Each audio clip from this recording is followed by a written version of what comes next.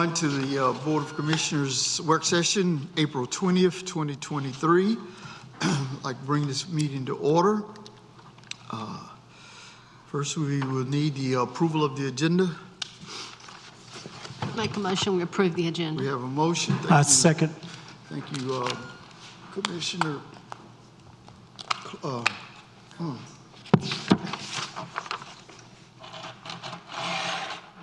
Commissioner Clark, and second, thank you, Commissioner Miles.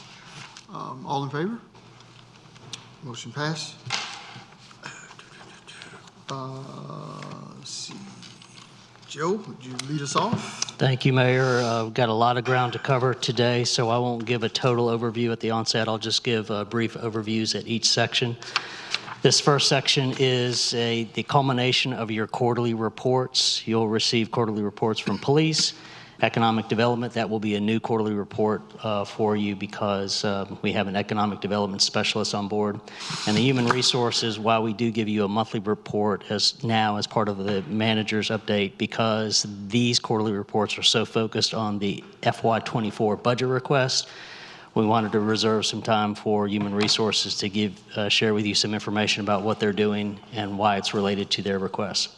So first up is the police department. I'll recognize Chief Boykin for the police quarterly report. Thank you. Good evening, Mayor, Commissioners. I appreciate the opportunity to come before you tonight to give you a glimpse into a little bit of what's been happening over at the police department over the last quarter, and give a bit of insight to some of our budget requests that'll be coming to you in the coming weeks. You have seen this slide many times. It is the basis for a lot of what we do. Our overarching goals are what guide us daily. As we make progress with these goals, we set annual priorities and objectives for each year. This year we have 3 priorities. The first is community policing strategies to maintain service levels. These 3 priorities are at the core of these 3 priorities are what are the core of our department as we move forward with our strategic plan. At the heart of what we do, we are public servants and peace officers. We employ community policing strategies to build relationships that allow us to keep a rein on our crime rate and help citizens feel safe. In keeping with the idea that we should all be in a state of continuous assessment and improvement, we're emphasizing our career development ladder and succession planning. We have 3 employees that will be eligible for retirement in the next 5 years. Coupled with the natural growth that's going to take place within our police department over the next couple of years, we need to be readying our staff for the next level of responsibility. So we're focusing on leadership development at all ranks. Last, we continue to work towards creating a more inclusive and diverse work culture and environment by hiring highly qualified candidates that bring diverse work and life experiences. As a refresher, our policing strategy and philosophy is that policing is half community engagement and half law enforcement. The more that we can do on the front end, the less we have to do on the back end. Our goal is to average 45 hours of community outreach each month. We were just shy of meeting that goal in the first quarter of 2023. I will point out on all of these slides, 2023 is the column to the left of the bar, and it goes out or further in time as you move to the right. Our call volume continues to increase. During the first quarter of 2023, our officers responded to more than 6,600 calls for service. That's a 75% increase from our 3-year average. As you've heard me say many times before, the increase has to do with more people, more cars, more land mass, more homes, but it also has a lot to do with more proactive, self-initiated activity. Proactive calls make up between 2/3 and 3/4 of our calls each month. So the idea is that the more you engage community in meaningful ways and conduct proactive, self-initiated law enforcement service, you have positive impacts on crime. In the first 3 months of 2023, our crime rate rests at 7.5 crimes per 1,000 people. This is the Part 1 crime rate. To give that number some perspective, of the 72 total Part 1 crimes that have been reported in the first 3 months, 58 were larcenies, and most of them were from Walmart or construction sites. Though we have many more people to serve, houses and businesses to monitor, our crime rate has remained relatively stagnant over the last 3 years, though we have seen a significant decrease since 2020. And I believe that that significant decrease is due to the proactive, self-initiated activities of our officers. On a side note, I have shared my concerns about our violent crime rate recently, both during our annual review in January and at our strategic plan review in September. During the first 3 months of this year, violent crime has come back down closer to the 3-year average and lower than what we experienced in 2022. We are relatively early in the year, though, so I don't want to jinx us. With summer coming, we will see those numbers increase. Response time does give me some pause. For anyone who travels the roads in Zebulon, it would be no surprise that it is taking us longer to get where we're going and to get to people's emergencies. When we developed our strategic plan back in 2021, we set a goal of responding to emergency calls in 4.5 minutes. We've not hit that goal in but 2 of the 29 months that I've been here. 6 minutes is probably a more realistic goal.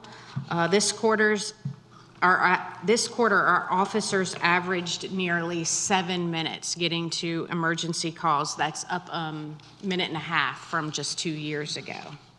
I think this statistic is a good illustration of how growth is impacting our service. Minimum staffing is something that we keep very close tabs on. During the first quarter, more than a quarter of our shifts were worked with just 2 officers. Minimum staffing is a result of things like training, court, vacation, but the increase also has to do with the number of special events that we're working. When we schedule officers to work special events, they earn comp time, and they eventually have to burn down that comp time. As we continue to offer more community events, we have to be considerate of how that's going to impact traditional police services. We are fully staffed for the first time since I've been here, and having a full complement of personnel absolutely impacts minimum staffing. So 27%, as you can see, as compared to the last several years, is relatively low. Again, it's early in the year. In the winter months, we don't typically have as many folks taking vacation and that sort of thing, so we see the implications of that usually during the summer months. We have nearly twice the number of officers in our town. We have nearly twice the number of people in our town as we had just a few years ago, but our staff has only increased by 3. You've heard me say often that as calls for service, land mass, population increase, we need to add personnel. If we want to maintain a reasonable response time and crime rate, we need to add more cops. For every 150 houses, you should be thinking about adding a new officer. This year, I'm asking for 3 patrol officers. Adding 3 will bring us to having a supervisor and 3 officers working each shift. So when one officer takes off, for training or vacation or burning comp time, it won't put us into a minimum staffing situation. Adding 3 officers has more impact on just the salary and benefits lines. New officers need uniforms, equipment, they consume gas, they go to training, they require MiFis and computers. The most significant expense is that of a police car. So you will see in our budget increases in nearly every operational line as the increases relate to adding personnel. The police department will be requesting a residency incentive. We would like to encourage and see more officers living in town. This increases visibility and response time in emergencies. It builds ownership and accountability. Officers who live in town consume less gas on their commutes. Our budget includes a nominal annual stipend for officers living in town. Our last request that relates to community policing and service is for an increase to our overtime budget. There are 2 reasons for this request. First, when we implemented the career development program, most of our officers saw increases in salary. Those increases impact overtime rates. Our existing overtime allocation does not support these new salaries. We must increase our overtime budget to account for our new salary schedule. The second reason for the increase is related to special events. Our staff are being asked to work more town-sponsored events than ever before, from the spring concert to Candy Cane Lane. Hosting events such as these requires significant staff resources. We can't continue to provide the level of support that we are unless the officers are being properly compensated. I've mentioned how earning comp time impacts the minimum staffing. Compensating the officers with pay in lieu of comp time will offset some of those negative impacts. Our second priority is succession planning. This quarter, our field training staff, which includes training officers, sergeants, captains, the deputy chief, and myself, met to discuss our field training program. Once a year, we meet as a group to assess our program and make modifications if needed. Through this evaluation, we determined that our field training program needed to be extended. It has grown from 14 to 20 weeks. Seasoned lateral transfers might be able to complete an abbreviated program as long as they can demonstrate proficiency in all areas. Our most recent hire, Jose Rodriguez, comes to us from Tarboro and Lake Royale with 11 years of experience. Based on his training and experience, we've defined a program that is a little more than 7 weeks long, and he's nearly complete. Right now, he's working with our 2 specialized units, the K-9 unit and the traffic unit. He'll have a few more days in field training and will be released shortly. As you heard 2 weeks ago, during the past quarter, Captain Collette graduated from the FBI National Academy. Leadership development continues to be a priority for the department as we look to establish our line of succession. In 2022, our supervisors completed over 400 hours of leadership training, and line officers logged over 300 hours. This year, our supervisors have already completed 348 hours and are registered for 188 more. This type of training is readying our staff for the next level of responsibility, knowing that we have 3 retirements of supervisory staff in the next 5 years, along with the additional opportunities at promotion that will come with our department's growth. Currently, we are fully staffed, so our traffic unit is in full operation. The patrol commander has implemented a new shift rotation for the K-9 and traffic officers to have them working in pairs. This unit will focus on problem areas and problem people in coordination with our patrol and investigative divisions.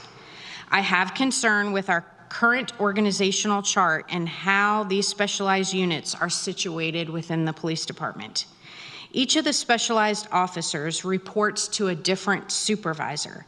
This creates problems with staffing when line officers are out, consistency in messaging and direction, and accountability. Sometimes the specialized officers are working when their supervisor is not. It's difficult to provide adequate supervision when you are not working with your staff. Supervisors of specialized units also have to have advanced training in the areas related to the specialties that they supervise. The way we're currently staffed, each of the supervisors would need to have additional training in canine or traffic supervision. We have seen the implications of specialized units working without appropriate direction and supervision. Unfortunately, Memphis provided a clear example of why specialized units need to have proper supervision and accountability. Our budget request this year will include a special operations supervisor to oversee the canine and traffic officers on a daily basis. Having these officers within the same unit and under one supervisor will ensure continuity and focus of operations, proper oversight and direction, and minimize the impact of specialized training on supervisors. This position is my #1 priority for this budget year. I don't think we can afford not to do it. In addition to the specialized operations sergeant, I'm requesting an additional investigator who will focus on drug investigations. Drug trade is often the precursor to other crimes such as theft, burglary, robbery, and assault. With the dedicated traffic unit in full operation, we've seen a 50% increase in drug arrests this quarter over the same quarter in the past 3 years. Drugs are present in our community, and they're the seed from which many other crimes flourish. Our investigative division is at capacity. We do not have the time to proactively investigate and address the depth of drug and gang enterprises in Zebulon. Oftentimes, these type of investigations are very in-depth and long-term in nature. Our officers are making a lot of drug cases during traditional traffic stops, but more aggressive work needs to be done with the crimes that are impacting quality of life for our neighbors. I spoke earlier about our field training program. The men and women who volunteer to be field training officers recognize the significance of building and training the type of officer that Zebulon needs. A good teammate, hard worker, somebody who shares our values and philosophy in policing. There's significant training that a seasoned officer has to go through to learn how to teach other officers how to do this job. Selection of a field training officer is one of the most critical decisions that police administrators make. We seek the most proactive, eager, quick-minded individuals who we believe will make the best teachers. The officers selected to accept this extra responsibility take on personal liability for the next 5 years of the person that they trained. We're asking the FTOs to do more work than their coworkers at a supervisory level, and they're not being compensated for it. Our budget requests include a $25 a day incentive to those officers actively training a new officer. Our third priority is our work culture. In 2021, the department adopted a strategic plan that established action items to help us work towards having a staff that better represents our community. For Zebulon, that means improving minority and female representation. For the first time since I've been here, we're fully staffed. That statistic in itself is notable since all other Wake County municipalities are experiencing a 3 to 16% vacancy. We're the only Wake County police agency that's fully staffed, but it's a work in progress. Last year, you granted us 2 additional positions, and I told you it would take about 3 months to get them hired. It took us 7 because we didn't want to settle for the first applicant that came along that met minimum qualifications. I told you about our philosophy of seeking employees who have a servant's heart, that genuinely want to make a difference in the lives of the citizens in Zebulon. So we waited for just the right person. That meant patrol teams went short and the traffic unit wasn't fully staffed until after the first of the year. But we feel it's important to find the quality candidate, like we have with Jose Rodriguez, who will serve Zebulon well. Our applicant pool continues to be dominated by white males. Our recruitment plan establishes several strategies to market towards more diverse groups, and we believe these strategies are making some impact. In 2021, 66% of our applicant pool was white male. Last year, that number dropped to just over half.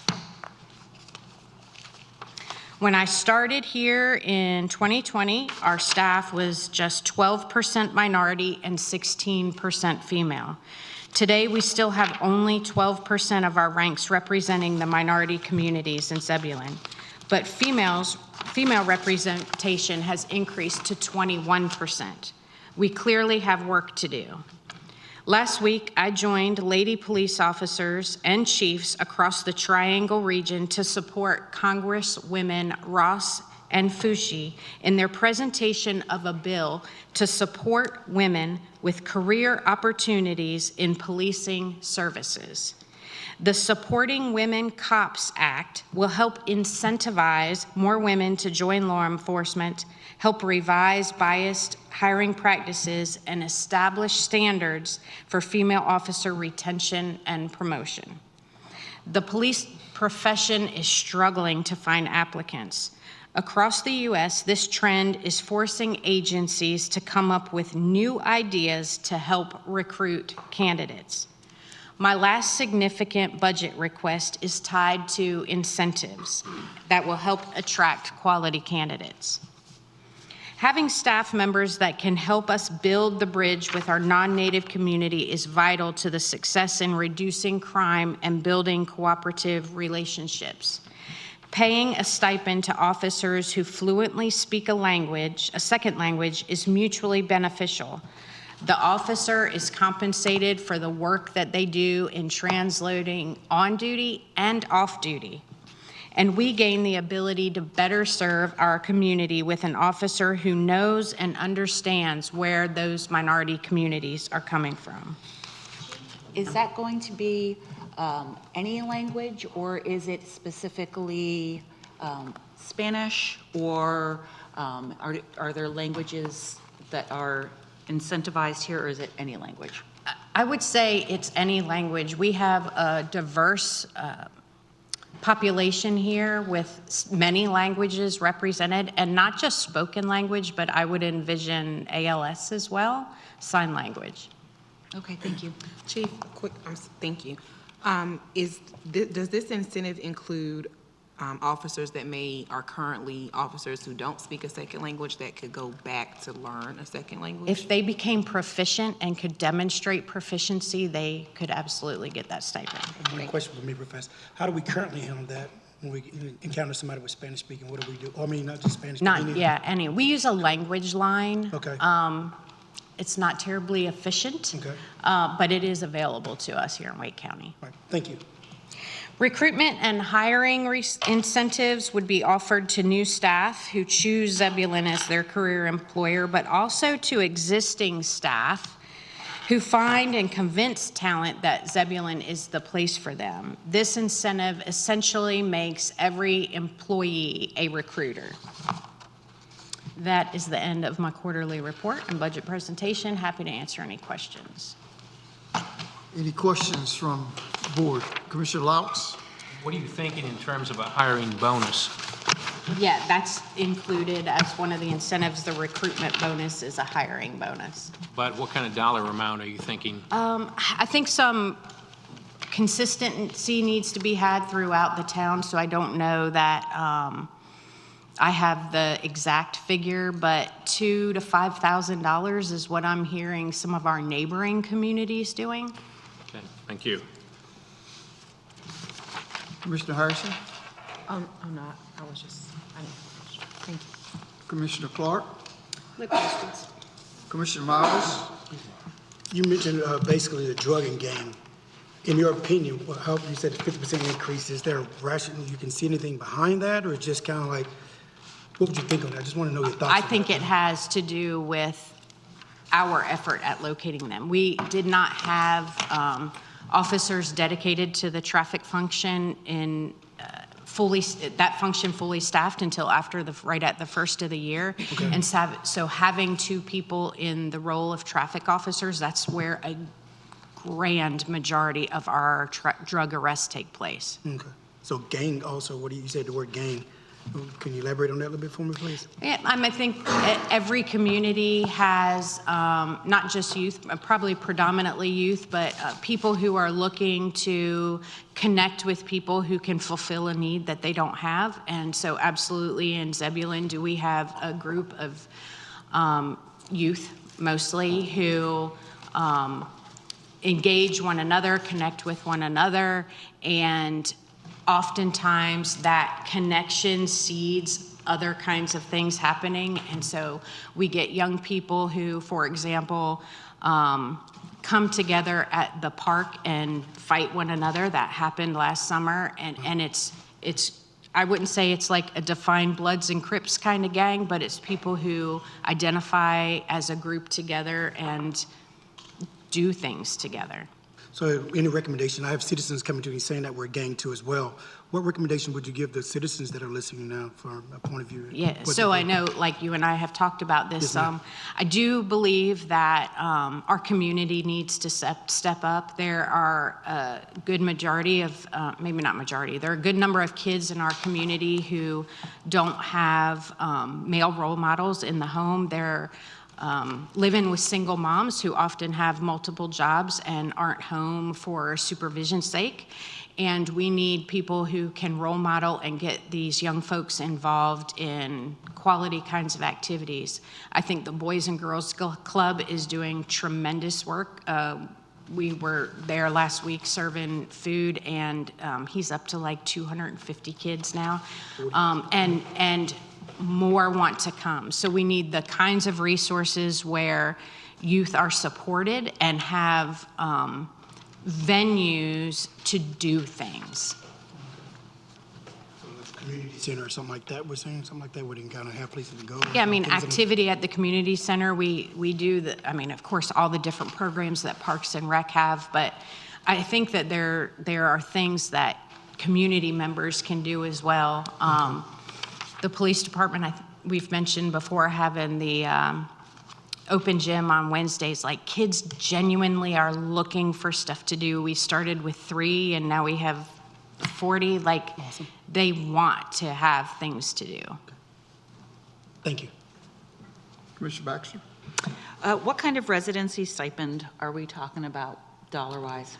So when I look at what I think is reasonable for a commute, I'm thinking somewhere in the neighborhood of $750 or $1,000 a year. Thank you.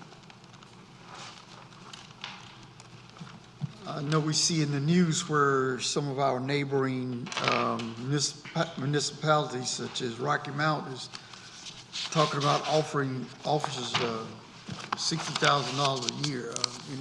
Any thoughts to that? So the reality is that the police salaries are increasing across the nation. Here in Wake County, we're seeing $50,000 and $60,000 starting salaries, and I think that places will get there. I have questions about how you offset compression that occurs with raising starting salary that significantly. My personal opinion is that if you're going to raise starting salary, you need to be raising everybody's salary as they go. And I think that's probably going to cause some issues when you look at such a large jump like that. But I do think you'll hear me again coming at you with looking at salary increases before I retire. It's just nature of the beast, I guess. Thank you. Any more questions? One last question for me. How often, Chief, do we interact with Noble, you guys, kind of as far as the hiring process? Kind of, have you talked to anybody that part? Mm-hmm. So one of the action items in our recruitment plan that we established in 2021 was to engage minority professional organizations. So we have used them to advertise for hiring. We don't have a job opening right now, but I would love to, not even just through the professional organizations like Noble and LEWA, Law Enforcement Women, but even like locally, there's Hispanic newspapers and such, just getting the word out through radio or what have you. But the professional organizations, while they can be fruitful in some situations, minority candidates are highly sought after. And unless you have a very competitive hiring program, whether it be hiring bonuses, excellent benefits, great starting salary, we're not always as competitive as many of the other agencies in our area. So finding individuals who are going through those professional organizations isn't always terribly fruitful for us, but we continue to use them. One last question for me. Is there a program like apprenticeship, North Carolina? Is that a program you guys can use? Because I was at a thing yesterday in Greensboro. They were talking about that, where they offer incentives for municipalities and things, paying part of the pay and things of that nature. Yeah, so the North Carolina Department of Justice has, Yeah, exactly. yeah, they have basically an apprenticeship program. If a young person, so there's this void between when someone graduates high school at 18 and when they can become a police officer at 21. And we need to fill the void. We need to keep them interested in law enforcement. And one way to do that is getting them to go through community college. Realistically, the profession is getting to the point where you're going to have college to get into law enforcement. It won't be in my career, but it probably will be within the next generation that becomes the standard. You have to have at least a 2-year degree. So the state's program is we will send you to school for a criminal justice degree. When you get out of school, you have 4 years, you have 5 years to pay back the loan for school, or you work 4 years in criminal justice and your debt is relieved. So one of the young men who went through our Citizens Police Academy that just graduated, he's actually enrolled in that program and will be starting probably in the fall, actually. Because I think it's changed. Well, I was speaking with the representative yesterday, and like I said, she was like, it's basically 2 years of free college. They send them literally to school free, no cost. They buy the books, everything. It's just getting them there. Yep, you just got to do 4 years of service. Yep. Very And it's 4 years of service in anything criminal justice related, not just policing. Thank you. About the residency incentive, is there anything that the town could offer, I guess, as far as housing is concerned? So some apartment complexes in, when I worked in the neighboring city there, some of the apartment complexes would offer discounts to the officers who live there. They agree to kind of serve as a security officer for the neighborhood and get a discount. I'm not familiar with any programs that municipalities have where we could do something, but it's something that we could absolutely investigate. When your planning director, Michael Clark, comes up, he will be talking about affordable housing, and some of the programs you do in affordable housing makes it affordable for many people, particularly those in your workforce. So you'll be discussing that in the future. Thank you. Any other questions, comments for the chief? Thank you. Thank you, Joe. In your FY24 budget, you will see the economic development as its own department, but it still stands as a division within the planning department as we get up and running. The presentation you're about to see has a little bit of Economic Development 101, just as a refresher, but also as a lead into what is going to be the major work for this coming fiscal year, which is an Economic Development Strategic Plan. I'll introduce our Economic Development, Shannon Johnson, to lead you through that, as well as give you some foreshadowing and some requests for FY24. Hello, Mayor, Commissioners, thank you for having me this afternoon, evening. I guess we're in evening now. We're going to start with a little overview of what is economic development, and within that, we'll have some actions and activities that I go over, and then our strategic plan development piece. So what is economic development? The simple definition is that it is businesses that are started or grown to create value and wealth for the citizens of the community. And it is comprised of the following: startup enterprises or entrepreneurs, retail and service businesses, industrial businesses, and manufacturing. Actions that happen within economic development can be categorized into short, mid, and long range. Short range and ongoing actions are responding to RFIs and direct inquiries about buildings or property that's available. I'll talk a little more about that process on the next slide. For mid-range, performing due diligence for priority properties to create shovel-ready sites. You'll see some proposed funding for this in your capital budget.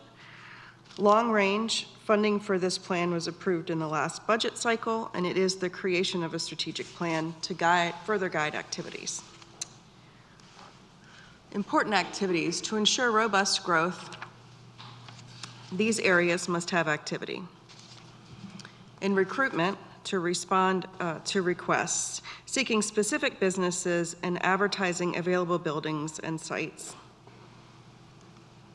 Promote available real estate is part of that as well. That's providing relevant information about potential buildings and building sites in response to requests from agents, from consultants, or regional and state partners. Those are the RFIs I was speaking about. They come through different sources, and we respond with a available property and building real estate that we have. Business retention and expansion is a very important part of our activities. That is working with existing businesses to satisfy their needs or offer referral services. And lastly, building an entrepreneurial ecosystem. So that is, as we've discussed, that's industry jargon, entrepreneurial ecosystem for support programs. That's what we've put together to ensure that entrepreneurs have their best foot forward. And that is an ongoing bit of work that happens in economic development. So we talk about recruitment of businesses. There's several levels.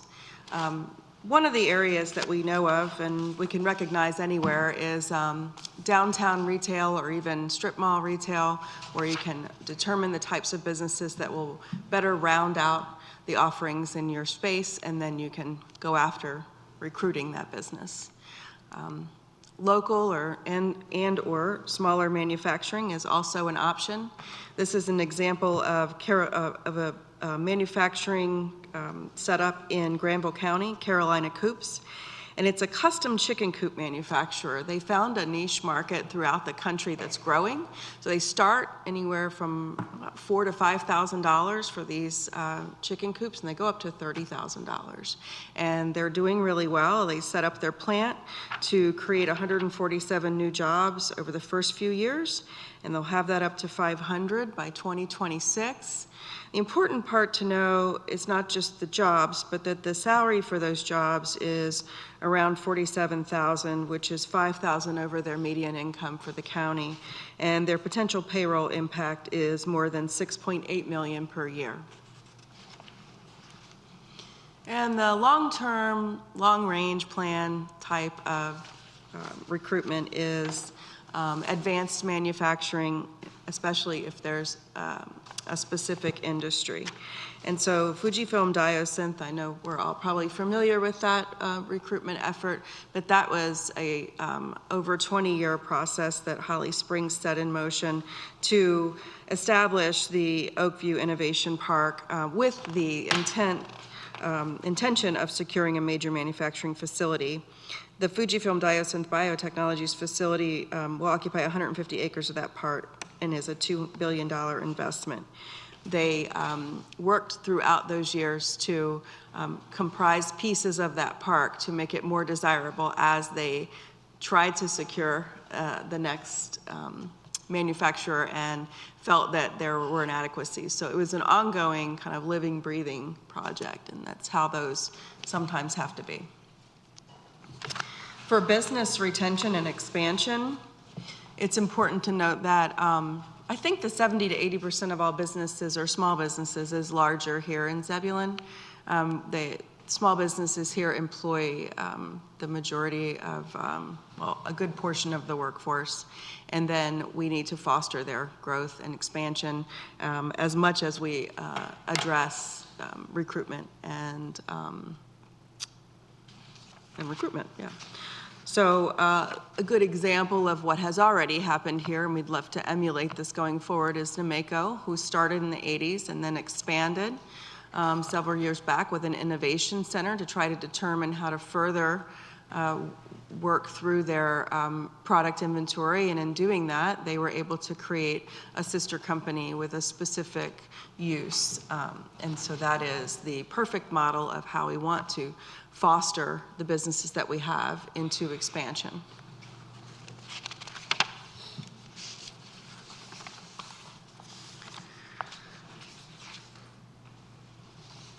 So to build a program, a sustainable program, we need to do the following things. Continue to support local business growth. We're putting the Main Street program in place, and that has a nice structure and a success rate that we can follow through. A big part of that is nurturing the existing businesses. And ultimately, we want to make Zebulon the easiest and most desirable place to expand your existing business. So that entrepreneurial ecosystem we talked about, it's developing a resource network for the entrepreneurs. There are a few key important factors in establishing a successful network. Can be utilizing partners' resources like the Chamber or Wake Tech, workforce development. It can also be creating programs like Launch or NC Idea. Foundation has an entrepreneurial program that's spreading throughout the state. A smaller program that was partnered with the Main Street organization is called GEM, and it's growing entrepreneurs in Marion. It's in Marion, North Carolina. So those types of programming are what would come in developing this ecosystem in concert with our partners. And then ultimately, we need to be sure that we're polling and surveying businesses on an ongoing basis, a regular basis, to determine future needs. So, an example of starting small and growing in an entrepreneurial ecosystem. In 2011, I was fortunate enough to be part of creating a Council for Sustainable Local Economy in Cabarrus County. And that was a county-wide effort to support entrepreneurs and grow existing business. And in doing that work, we created a pretty fertile place for entrepreneurship, and that grew into, started with the Buy Local campaign, which is a simple but effective blanket over the county. And that grew into entrepreneur support program, and recently into a physical space in a newly rehabbed building in their downtown, where entrepreneurs can now get hands-on training, learning, and support, while also utilizing the co-working space and really having a catalyst effect as they come together to move forward in their community. So now we can talk about the strategic plan portion. What is a strategic plan for economic development? Well, easy enough. It defines our vision and goals. It gives the reason behind and the method for how we're going to achieve them. It's very similar to other strategic plans in concept. It's particularly important for economic development programs in that this plan will allow myself, local economic developer, to create and nurture strategies based on the actual economic conditions and priorities of this community, rather than trying strategies that have worked in other communities but may not work in this community as well. Strategic plans also provide an ongoing assessment of how well existing economic strategies are working and how we may alter them for future success. And why communities need a plan. So a clearly defined vision along with goals is incredibly important. Those goals have to have measurable outcomes to determine success, and that's what our plan will show. Creates a roadmap of steps that allow us to achieve the goals, and we bring a lot of people in the community together to work on this collectively, and that's relationship building, which is a cornerstone of economic development. So now I'll tell you a little bit about what to expect. The plan will certainly be compatible with the community's vision, will be implementable, so we'll look at the leadership and resources that are within Zebulon and our surrounding partners, and we will have implementation based on that. Adaptable, so if we have changes in our economy, maybe we have supply chain issues again, maybe we face something else. There will be some adaptability within our plan so that it isn't rigid where it's a pass or fail. And then it'll be innovative. We'll look for the most available assets, how to overcome our challenges, and really be innovative moving forward considering those. And now we have a little, some considerations, expectations maybe. A plan will not give us specific companies to recruit, but it will guide us to recruit from industries that we are most suited to support. The plan will not dictate specifically how a certain parcel or collection of parcels of land should be developed, but it will tell us the work that we should have done or the work that we should do to create those shovel-ready sites that can be first in priority for investment. The plan will be inclusive of previously adopted plans. You guys have a Vision 2030 strategic plan for the town. There's a comprehensive land use plan. There's a comprehensive transportation plan, parks and recreation master plan. All of those adopted plans will be utilized in developing this strategic economic development plan, along with the current Main Street efforts and the plans that they have in place. One thing to note is that we will not have a plan at the end of this that is a copy of something that has happened somewhere else. So it will definitely be unique to Zebulon. And the steps for the plan is selecting the right firm. We have an RFQ distribution that starts tomorrow, actually, and the due date on that is 5/5, so that it will run its course for a couple weeks. We will grade proposals and interview the finalist firms, and then we'll select the firm. The firm will work to engage with stakeholders for input. Will be citizens, business owners, this board, other government representatives, community leaders, nonprofit organizations, and many more. They will gather and analyze data along with that input to create a draft plan. That plan will then be recirculated with stakeholders for further input, and the final product will be brought to you as commissioners for your adoption and approval.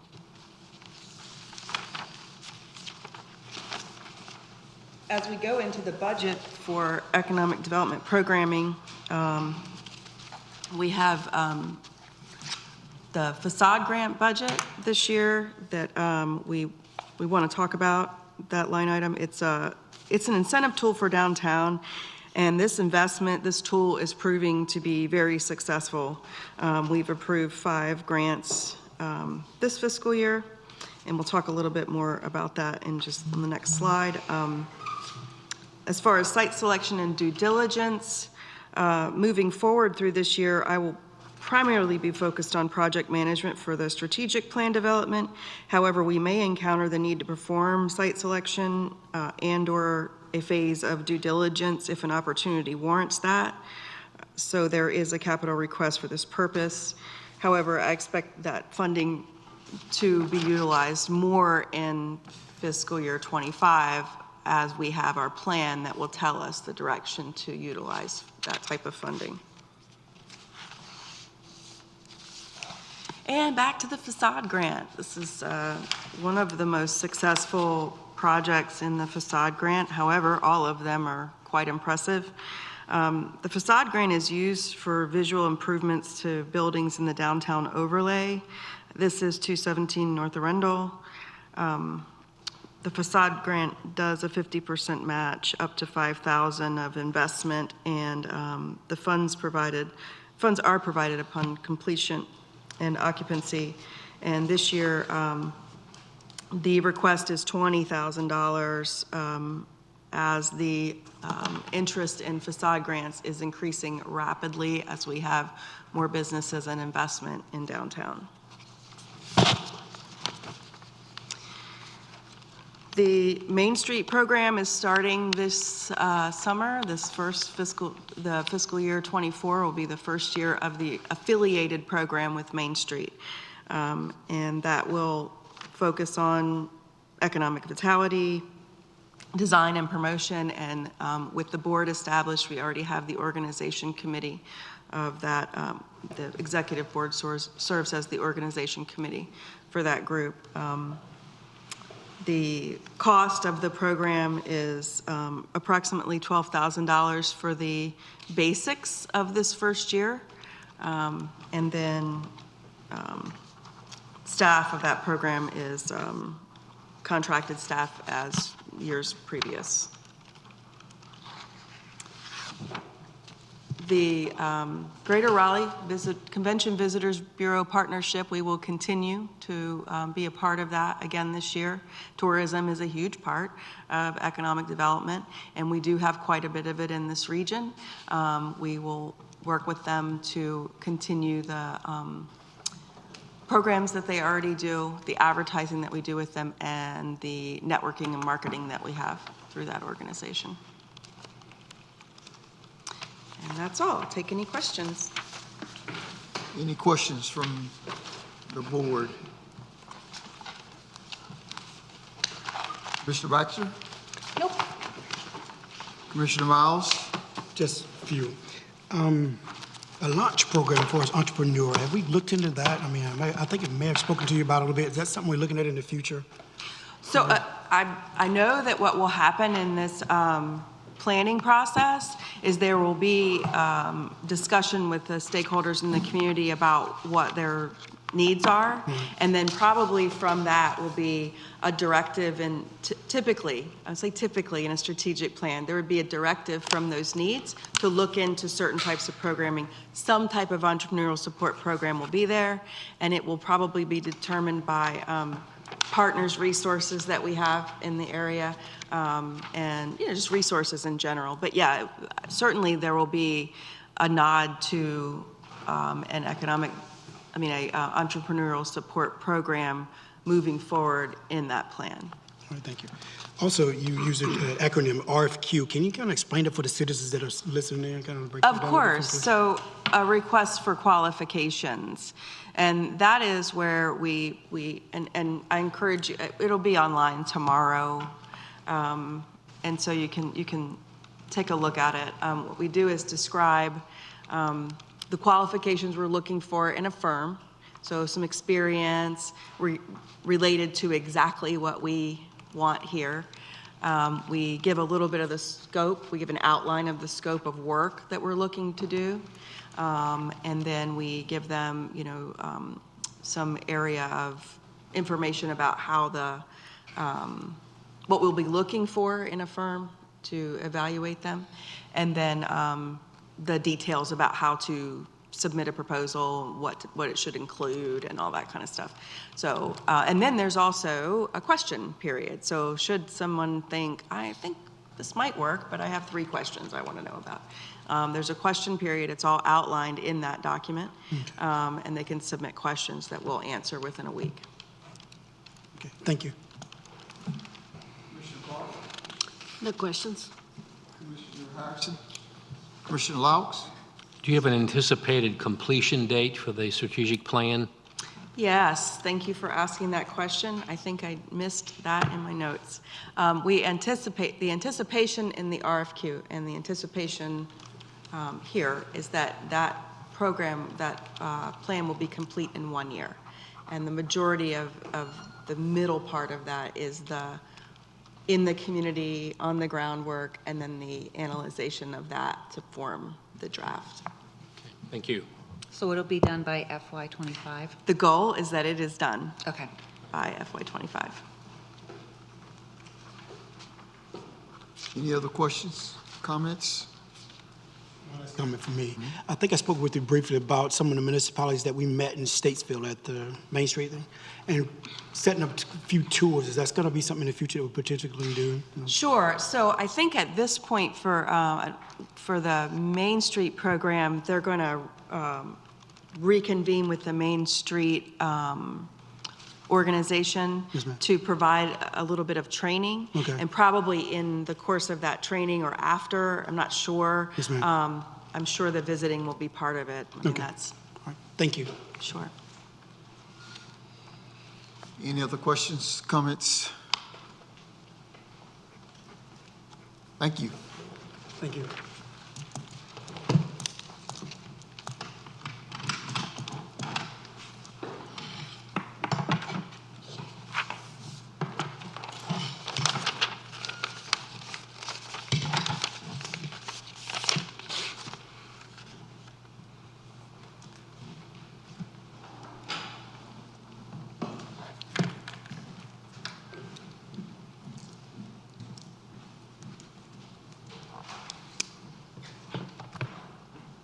We want a break now, or? No, you can wait till we get through this section. Okay. Unless you need one. Everybody good? I'm good. Okay. Thank you. So the last of our quarterly reports, as I mentioned earlier, we've started to incorporate some aspects of updates related to human resources as part of our manager's report at their regular meeting, much like we do with the planning updates. The shortcoming of that report, however, is it does not give you a full picture of the workload as well as the work type.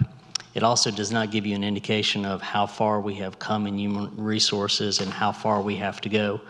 You'll hear in the presentation upcoming not only workload indicators, type of work, but also we've got some responsibilities that are currently connected to human resources that we need to shed. And you'll see that as far as requested positions in the FY24 budget. And with that, I'll recognize Human Resource Director Lisa Markland. Good evening, Mayor and Commissioners. Thank you so much for allowing me to present. So right now you can see from this slide, these are the services that are provided in IT and HR. We provide a lot of different services to a lot of different departments, and we're the only department that touches and interacts with every employee, both in IT and in HR. When you look at the chart, you can see that, IT is doing security, we're doing server maintenance, inventory, setup, program installs, as well as service tickets. So there's a lot of work there. And with only one person doing these duties, we get in the weeds, and we are functioning right now in a break-fix mentality. And so we need to be able to work strategically and see the big picture so that our IT program can move forward and be in the best interest of serving the town. Administratively, I can go back, and I started here 25 years ago, and the community and the workforce was very different. we were a town of we were a town of about 4,000. We had approximately 50 full-time employees, and one person could do most of these things without any issue at all, because what we did was just different. So in the last 25 years, we have seen tremendous growth and diversification, both in our citizenry as well as our staff. Currently, we're over 9,000, almost at 10, and we have 84 full-time employees. With the change in our workforce, it requires that we change the way we provide our services. We don't have a town clerk currently, so I am continuing to do those duties in this position. So that is one of the things we're asking for in this next budget year.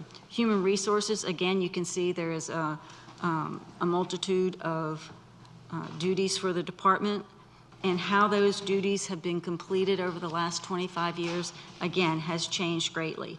The fact is we have employees ranging in age from 18 years old doing part-time work in Parks and Recreation to 60-plus-year-old employees, and that means we have to meet the employees where we are.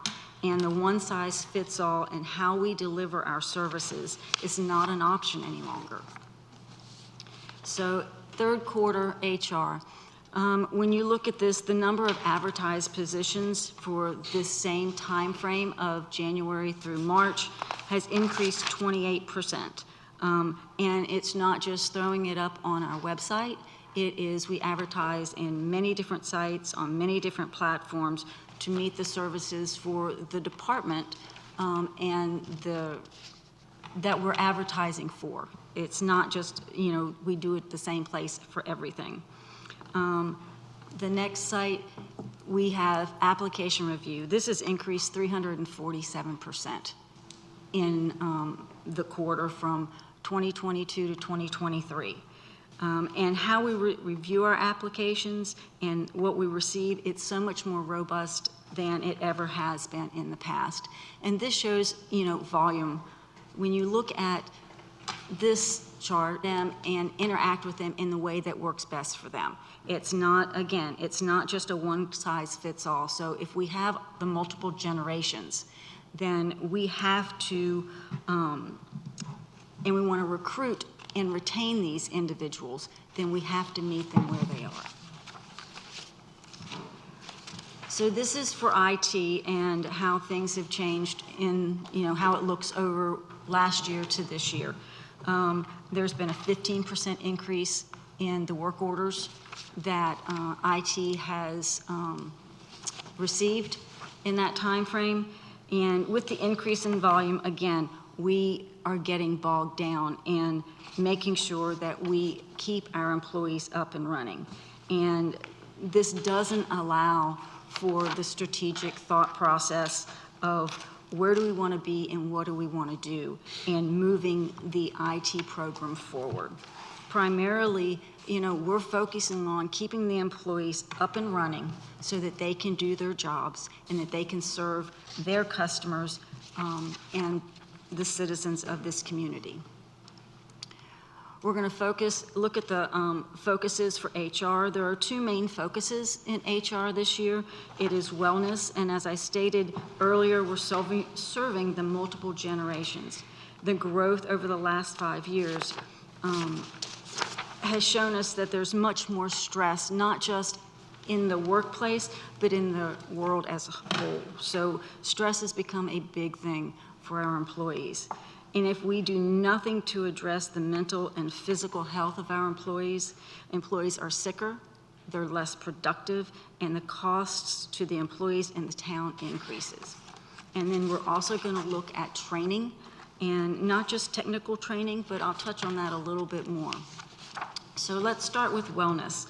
Our goal is to have a healthier workforce by promoting and improving health and fitness. The focus on wellness starts with the employees knowing where they stand health-wise and connecting them with ways to improve the health and fitness that they have. And we've done various things over the years. We've done fitness days, the biometric screening, bringing in nutritional and cooking classes, just to name a few. This year, we are proposing that we tie our health insurance and wellness programs together. What we're recommending is that our health insurance will cost employees $50 a month. If they participate in the biometric screening program or obtain the same information from their primary care physician, then their cost for insurance coverage would be covered. It would be at no cost to them. To participate, they have to meet these health standards: body mass index, blood pressure, glucose, cholesterol, and tobacco cessation if you're a smoker. So you have to meet 4 of the 5 of these standards. And if you meet 4 of the 5 of those standards, then you are going to be covered for your insurance. If you don't meet 4 of the 5, if you're less than 4, then you have to attend 2 virtual health coaching sessions with a WakeMed health coach. And once that is complete, then you would be eligible for your insurance to be paid for in whole. What we're looking for is focusing on our wellness. We hope that it'll alert employees to conditions that they may not have been aware of that they have, and then encourage them to improve their health and fitness. By alerting the employees, it could lower the need for their medical care. It allows the employees to focus on preventative care versus having to go to multiple doctor's appointments for various things. And it can lower the cost of insurance, because if employees are healthier, they have fewer medical conditions that take them out of the workforce, and it decreases the utilization of the health insurance benefits. As I mentioned earlier, I spoke about mental health and how important it is that we provide these services to our employees. And we have an employee assistance program that is at no cost to the employee or anyone that lives in their household. And it provides mental health care where they would connect the employee or the person seeking help to a provider for those services. It is completely confidential. It's protected by HIPAA. And our employee assistance program also offers other benefits like discount pricing on various products, training classes, marriage counseling, financial and legal advice or counseling, to name just a few. The police and fire department have a free service called NC Leap. This program provides mental health services free of charge to these departments. The police department has had access to this for years, and they've just recently opened it up to our firefighters to utilize. We are investigating other options for our employees, and we just want to make sure that they have all the options that they need to address their mental and physical well-being. Training is the next area that is a focus for human resources. Zebulon has always been an organization that values the training of its employees. And we want to make sure that they have the technical skills to do their job, but we also want to focus on training that goes beyond just the technical skills. There's some training that all employees have to take every year, things like harassment, bullying, IT security, DEI, that is one that we're adding this year. We're trying to make sure that, they have all of these things. But maybe we have an employee that wants to learn how to facilitate a meeting. We want to provide additional training for them, personal resiliency, something along those lines. When you're a supervisor, the training requirements go up just a little bit. They have to take a reasonable suspicion class to help them understand what they see in their employees and if it meets the status or the guidelines for reasonable suspicion. But we also have employees that are promoted. They go from being a coworker to a boss, to being someone that's leading a group of people.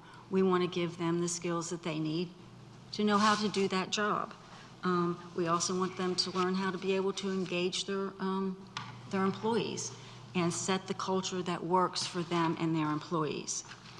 We have career ladders in multiple departments. We want to be able to offer training that could be used as part of their career ladder, whether it's emotional intelligence, meeting facilitation skills, or something along those lines. Directors and command staff type personnel, they implement personnel policies. So we need them to understand employment law. What are some of the factors that they need to know when they are working with their employees? And again, we want them to be leaders, not just managers.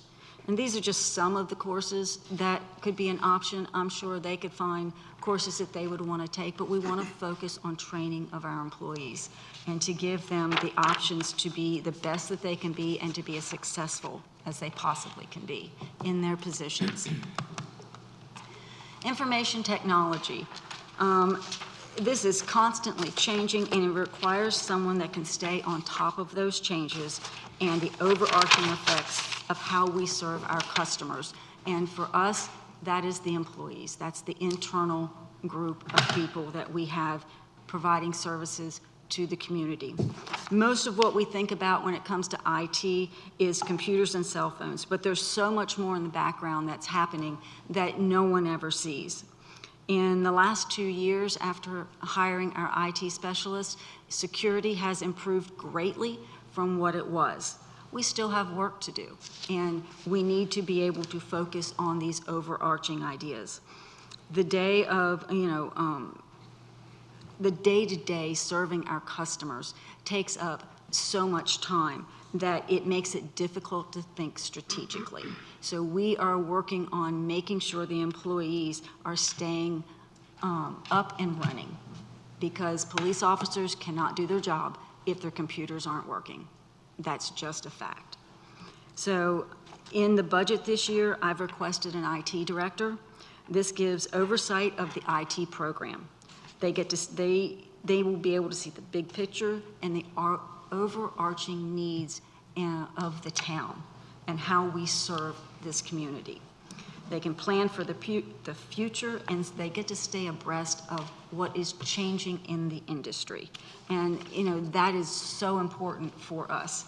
I know some IT people, the first thing they do every day is read what is changing and what is happening in IT so that they know what's going on. And we need someone that can do that for this community. This allows for the town to move forward with its program, whether it's security, backup information, or backing up information, document storage, the phone system, and so much more that goes into it. So the focus for administrative, that would include the town clerk duties. We have anywhere from 3 to 6 meetings a month, which requires agenda prep and distribution, attendance at meetings, minutes are written after the meetings, and other things that are on the backside that you may not know is certification of sufficiency for annexation is done by the clerk. Records retention is the responsibility of the clerk. So administratively, we're looking at assisting the town manager and this board on various things from research projects, letters, registrations and hotel reservations, and whatever else it is that you may need or the town manager may need. And then there's special projects. When we're setting, an example would be setting up office space. When we did the HR suite and the board office, I worked with contractors on painting those areas, purchasing furniture and equipment, and making sure everything was set up and ready to go so that the clerk and IT had a place to work and HR had a place to work and do the jobs, as well as providing you with a place to meet with your constituents and do what you wanted to do. The positions requested are the assistant town manager, an executive assistant, and project manager. These positions will assist with the needs of the town and the changes that are occurring and happening so fast that it makes it difficult to keep up. It also allows the employees in all of these areas to focus on the specific duties of their position so we can better serve the citizens and employees of Zebulon. So as a recap, the increase in the administrative budget that you're going to see is directly related to these focus areas as well as the increase in staff. wellness, we're promoting health and fitness of our employees. In training, we want more than just technical skills. We want them to be able to serve the generational differences of the workforce that they deal with on a daily basis. And the additional distribution, or the additional positions, will distribute the duties that are on each of the employees. Additional staff will meet the goals set by this board of growing smart in our strategic plan. Just to reiterate, I've requested an assistant town manager, an IT director, a project manager, executive assistant, and town clerk. By adding these positions, again, it will distribute the duties of staff. It will relieve stress and burnout that is occurring within our staff, and it will provide better service to the residents, employees of our community. Are there any questions? Any questions, comments from the board? Commissioner Baxter? Not at this time, thank you. Commissioner Miles? One area that you continue to focus on is the mental health aspect of things. And I hear you, like the average time to connect a staff member to EAP with the mental health specialist that they need, is there kind of like a guideline for that that you see? What normally happens is, I've seen it happen as quick as in the same day. Okay. It could take several days. It just depends on what they're looking for and the abilities to find a service provider for what they need. Okay. Because I know we have like these we're asking our firefighters, our police to see tragic things. what? We're asking our police and fire to see tragic things on a regular basis. Just trying to make sure, and speaking with some of them, making sure they're getting the mental health aspect things that they need in a timely manner. And what can we do, as you were saying, to ensure that they're getting that, in your opinion? NC LEAP, and I may have to ask Chief Boykin to speak on that, provides the police department with services, from my understanding, very quickly. I don't know how much of a wait time there is on that. While she's coming up, I know I've spoken to some of the department heads here. I know especially like fire and briefed to the chief and different, like I said, different staff members. They're requesting that. I hear that aspect thing. So I'm trying to figure out what we can put in place. I know locally that we do have like mental health specialists now that I've spoken with some of our department heads, trying to figure out what we can do, where we can slide in the budget or whatever it may be to ensure that they are getting what they need. Just personal experience with police officers using EAP, I have found that they can be a bit overwhelmed. The EAP service providers can be a bit overwhelmed. And I can think of an officer who had to wait weeks when she was trying to get up with a service provider. Right. I do think that organizations like NC LEAP are tremendously beneficial to my field of step work. And we do have people who will immediately respond to you. If I put someone in connection with one of the employees there, they'll find a peer mentor within the state for them to work with immediately. But the reality is that our society is suffering with mental illness, and there aren't enough service providers. So I think we have to be finding other resources beyond traditional EAP. Okay, thank you. And that's what I'm trying to kind of like, my fellow members, like I said, I think I spoke with Chief Perry, had a mental health specialist kind of come out. We sat down and talked about it, and really trying to figure out a program that we can put here locally where if that he or she needs something kind of like immediately, we have this person on standby. They have a program, they have a pool of mental health specialists that they can reach out to here locally. We do have that now in our community. Really assessment. That is something that, you know, when I said we were looking at other options, yes, ma'am, those are things that we're trying to do to make sure that we have as many options as possible to meet the needs of our employees. So I named what we have in place, yes, ma'am, and then there's something else, you know, other things that we're looking at and researching to see how that will fit into what we provide our employees. So is it possible that I can connect you with some of those mental health persons, send me your way, kind of like just to sit down and kind of chat and see what service that they provide with, as HR, or how would you recommend Certainly. that? Okay. Absolutely. I'll take any information you would like to provide me. All right, thank you. You're welcome. Commissioner Clark? Commissioner Harrison? For the wellness program that you mentioned, I know I've seen that a lot with like businesses where they give incentives for the different measurements that people have. Is that becoming a common practice for municipalities? Because have you done like research to see how many municipalities are offering these incentives attached to health insurance and things like that? Yes, I know there are at least 2 or 3 in Wake County for sure that do them. There might be more than that. Garner is one, and it is one of those things that we aren't seeing employees participate and reap the benefits of our wellness program. And I know in the private sector, this is a very big thing, but it's been used, I want to say in Garner for like 15 years. They've done it, and they get almost a 90% participation rate. Okay.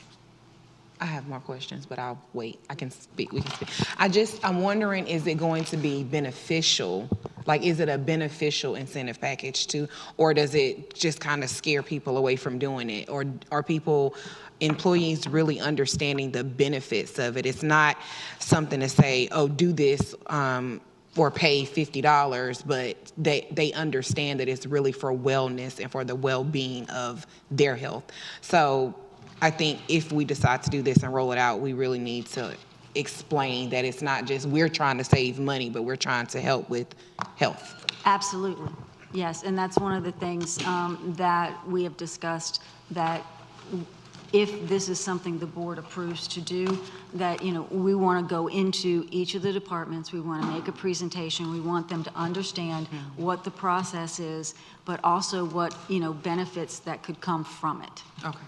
And we figured we have to start small and then hopefully move up to bigger and better things. Thank you. Commissioner Laux? One question and one request. Number one, could we get a one-page high point of the new positions, job duties or responsibilities, and nothing great detail, just like a one-page per position? And then the question, I'm assuming the wellness program would also apply to elected officials? Correct. Because they're on the insurance as well, which I think is Correct. great. It would. Absolutely. Super, super. That's it. I know you had mentioned special projects, but I was thinking more along the lines of, I know we had talked about a project manager for all these various projects that we have. I know we have a lot of capital improvement projects, and we just got maybe one person that's over all of them.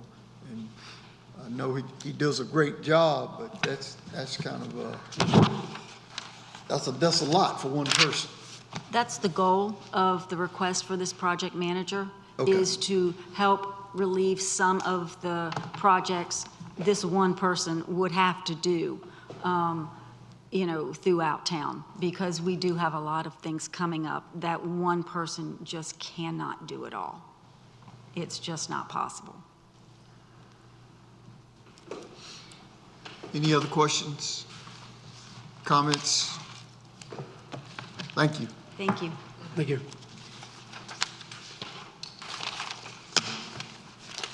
Before we start the next presentation, it's 10-minute break.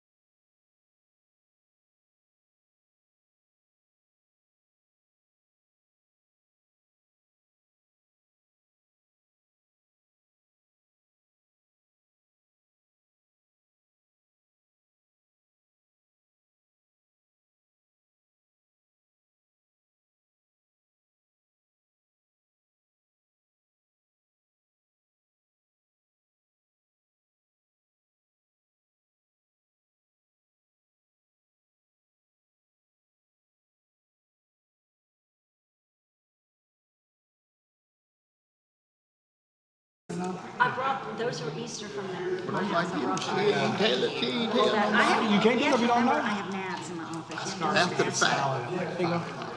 No, not 5, 4 o'clock. My food stamps are green stamp, whatever you call it. About no green stamp. I've left here at like 10 o'clock. Boy, I licked a many of them, boy. They do the little green stuff, but Grandma used to have a whole booklet, boy. See that, boy? They be Yeah. booklets and booklets up around the house. Matter of fact, I came across, when we were cleaning the house, still came across a bunch of them. I don't know exactly what he did as a kid, but would they save money Your or something? coffee, I just sit here and Cash them in for inhale the aroma. I can't drink Okay. regular coffee, but I can. I've never seen anybody, Grandma had books when we If I cleaned ever out the opened up house. a She had business, books that's out. I probably don't know what what I they were should do, is for. coffee shop. Oh, that would be so cool. What did y'all ever do green stamps? Oh, my mother did green stamps like crazy. Crazy? I don't know what it And we was. go to the store with them. But I don't know what the purpose was for. But my grandma had them. All I know, Turn them All in the for gifts that like, they had. To advance it, you just hit that crockery. Okay, okay. So, you know, you could, if you had like 50 stamps saved up. What did they have them for here, Bev? Because I know that when we used to collect, I mean, not me, but my family. Yeah, Like yeah. it would be like for like some crockery, like a pot Or or a something that they had pan. in their store. You Yeah, could go yeah. in there and pick out, and it, yeah, household things is what Right. it was, yeah. reconvene. Manager Moore? Thank you, Mayor. The board funded diversity, equity, and inclusion training in the FY23 budget. For those that are watching at home, that's the fiscal year that we're in right now. And so you're going to hear from the contractor that we have hired to provide that training. In addition, while training is important and necessary, you will hear that that is just a first step, that the training is a first step to lead to changes on other things that we've got, personnel policy being an example. You'll also hear that diversity, equity, and inclusion is more than just race. It's got multiple aspects, and you'll hear a concept as well regarding belonging as well. And I will recognize our Human Resources Director, Lisa Markland, to introduce our next speaker. I'm very happy to introduce Dr. Linda Jordan. I met her as a speaker at one of the bigger conferences, and I was lucky enough to win a DISC assessment with her, and we have become connected. She has her own company where she does coaching and business solutions as far as consulting and various other things. So I will turn it over to Dr. Jordan. Thank you, Lisa. So good evening, everyone. Good evening. Hopefully everyone's doing really well. And hopefully I'm not between you and time to go home for dinner. That's on us. So thank you for the opportunity and pleasure to be with you this evening. I will be brief. So yes, I am Dr. Linda Jordan, and just to give you a little bit more about me to help you understand what qualifies me to coach and train individuals, that would be for your in your municipality. So I am the owner of LRJ Coaching and Business Solutions. I am a course facilitator with Cornell University, where I do teach diversity, equity, inclusion, and belonging, leadership for leaders for various companies, and I also teach a program called Women in Business, which is an entrepreneur program sponsored by Bank of America. In addition to that, I am also an elected official, and I see the importance of municipalities, elected officials, basically having a true and robust understanding of diversity, equity, inclusion, and belonging. The importance of that is because just because you train individuals doesn't mean that everybody knows what that means. You know the old phrase, if you build it, will they come? Well, not necessarily. So you can train individuals on the way they should behave, but if they don't feel that they belong at a certain location or in the town of Zebulon, they will definitely leave. And so the importance of that is to make sure that people that come to your town will stay, and employees that work for you will stay, and you want them to stay for a long period of time. So the focus of my talk this evening is what's before you, why the importance of training is very important, how the training will be presented, when the training will be conducted, and then the next steps, which will be post-training.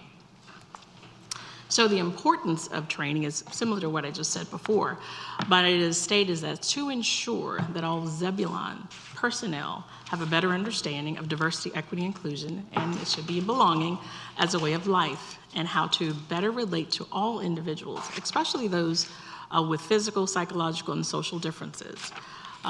As we all know, the world is changing very rapidly, and as Drake and I were just talking, I'm on the cusp of a baby boomer. I'm born in '63, but when I went into the corporate workforce, which is your neighbor, GlaxoSmithKline, almost 30 years ago, the workforce was very different. I retired about 8 years ago, and when I retired, the workforce had changed drastically.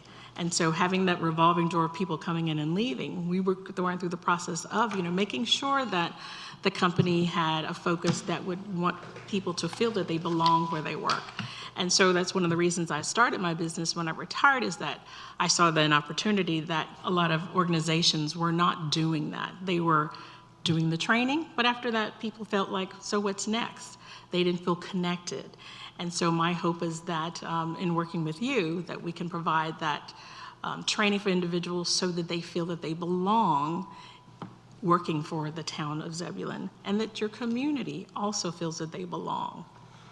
So that's really what the importance of the training is. So the training, the way it will be presented is it will be live face-to-face training. I always start my trainings with a video when it comes to DEI and B. And that video is about making sure people understand the importance, because as I tell everyone, we were all born the same, and no one was born to hate. No one was born to have a difference of anyone, whether their opinion is. It's how we are raised. And so we're now talking about training individuals, adults, who have already been trained to act or behave a certain way, and we're trying to retrain them. So it's all about having that level of awareness. When people are aware of what their behavior is, they acknowledge it, and then the opportunity to change is so much easier. You just can't tell someone, well, you shouldn't behave that way. They have to know and understand that they are behaving that way. So that's really what part of that training will be about. I do something also that's called gamification. I don't know if you've heard of that or not. But gamification allows for individuals to interact with me through the presentation or the training. It allows them to respond anonymously. And what that means is if I ask a question that someone may feel uncomfortable about, they can respond on their electronic device, which is a cell phone or an iPad, and no one knows that it was them that said it. I do that because when you're doing DEI and B training, sometimes people don't say what they want to say because they don't want people to know what they said. And that's okay. But in order for them to accept and in order for them to embrace and start to make a change, they have to feel comfortable in expressing their own feelings. And so gamification allows them to do that freely without any judgment. I also do group discussions, and we like to have real life examples.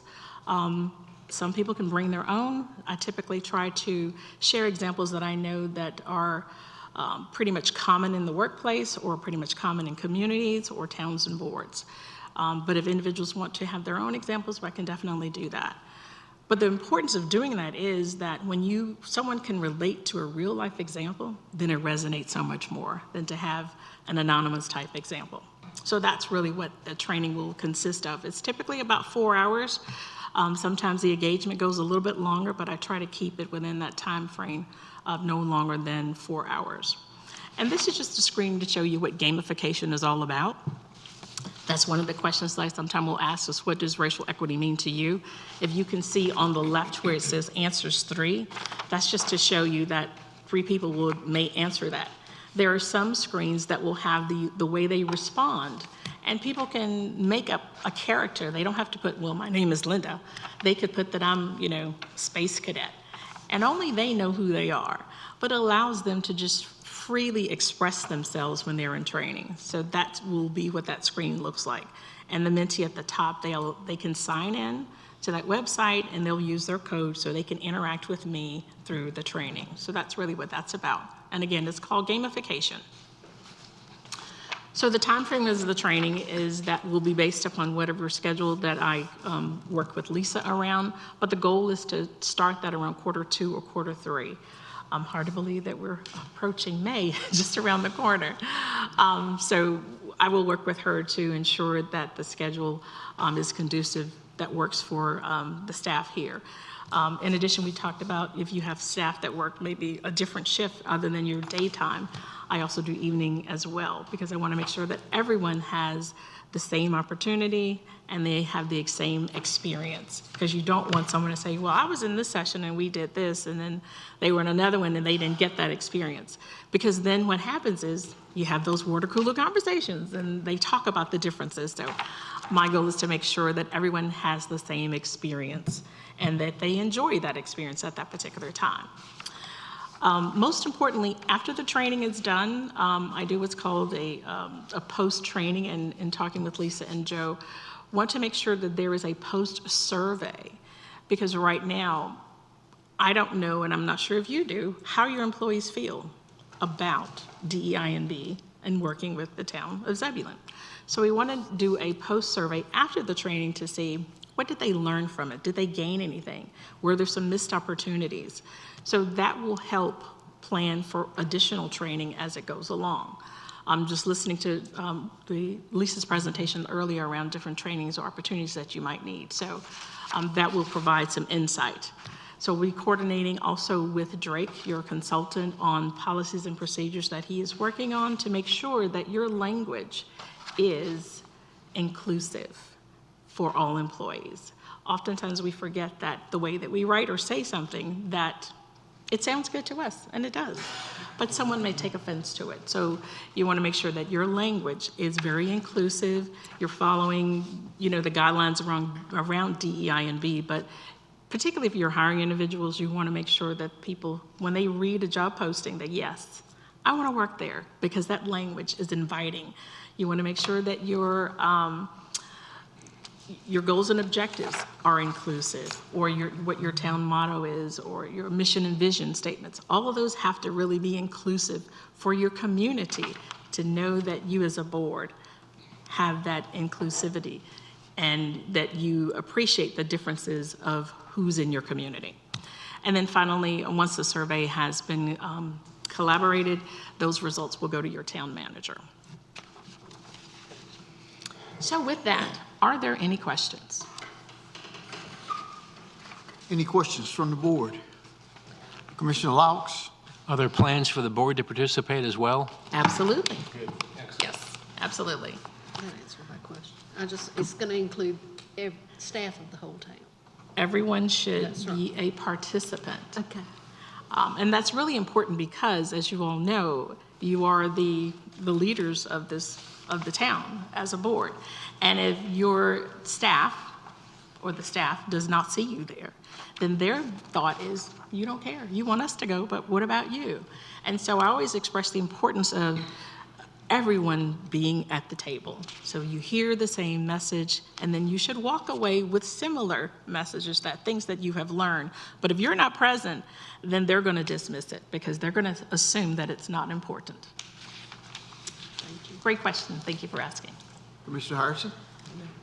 Commissioner Miles? You said DEI and B. That's correct. Can you elaborate on that B, please? B is belonging. Okay.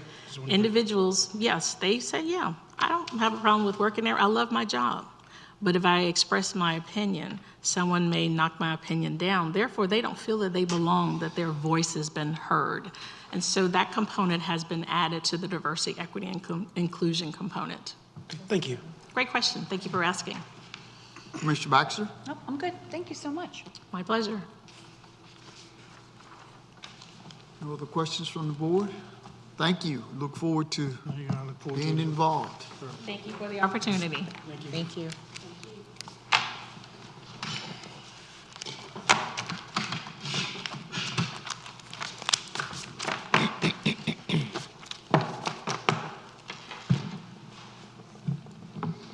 Next, personnel policy.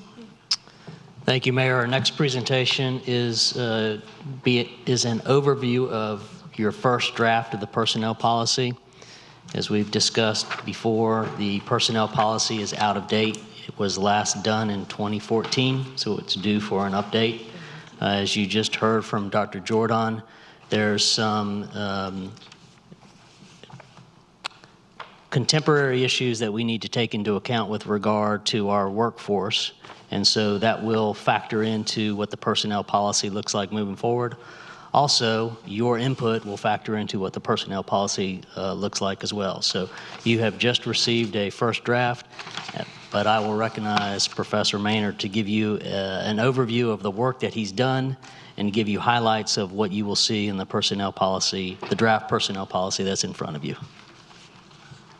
Mr. Mayor, Commissioners, thank you for inviting me to come tonight.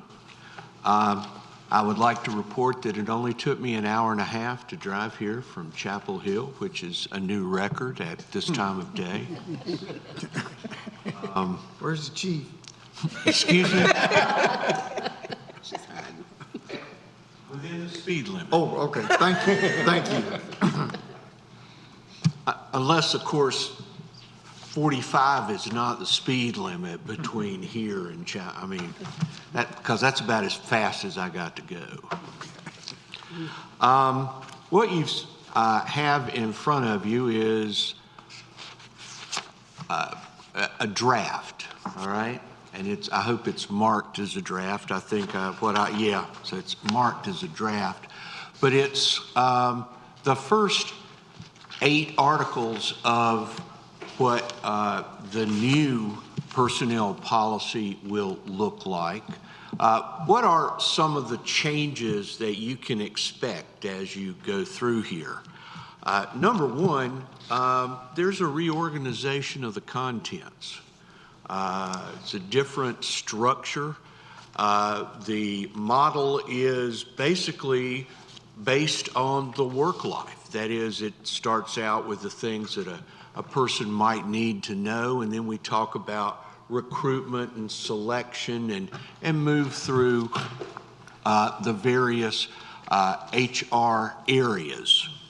There are some new items here. There's an introduction. There's an expanded EEO statement, one that's been updated to include all of the new protected classes.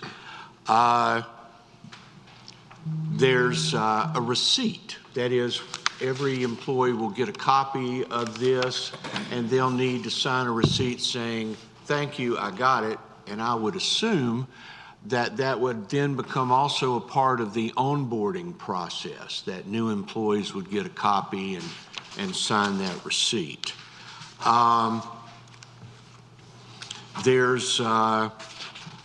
It's not in the material that you have, but it will come later on in the process.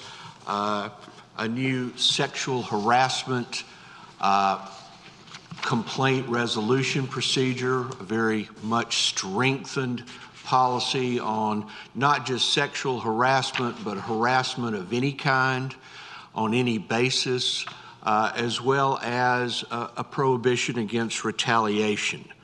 So, in a process for which people who believe that they have been harassed or retaliated against can come forward and say, something wrong has happened here.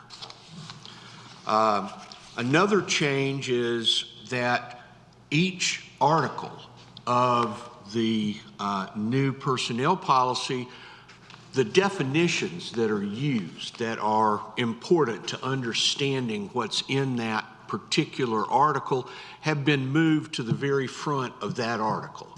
So, for example, definitions dealing with recruitment, selection, promotion, those are in the article that deals with those topics.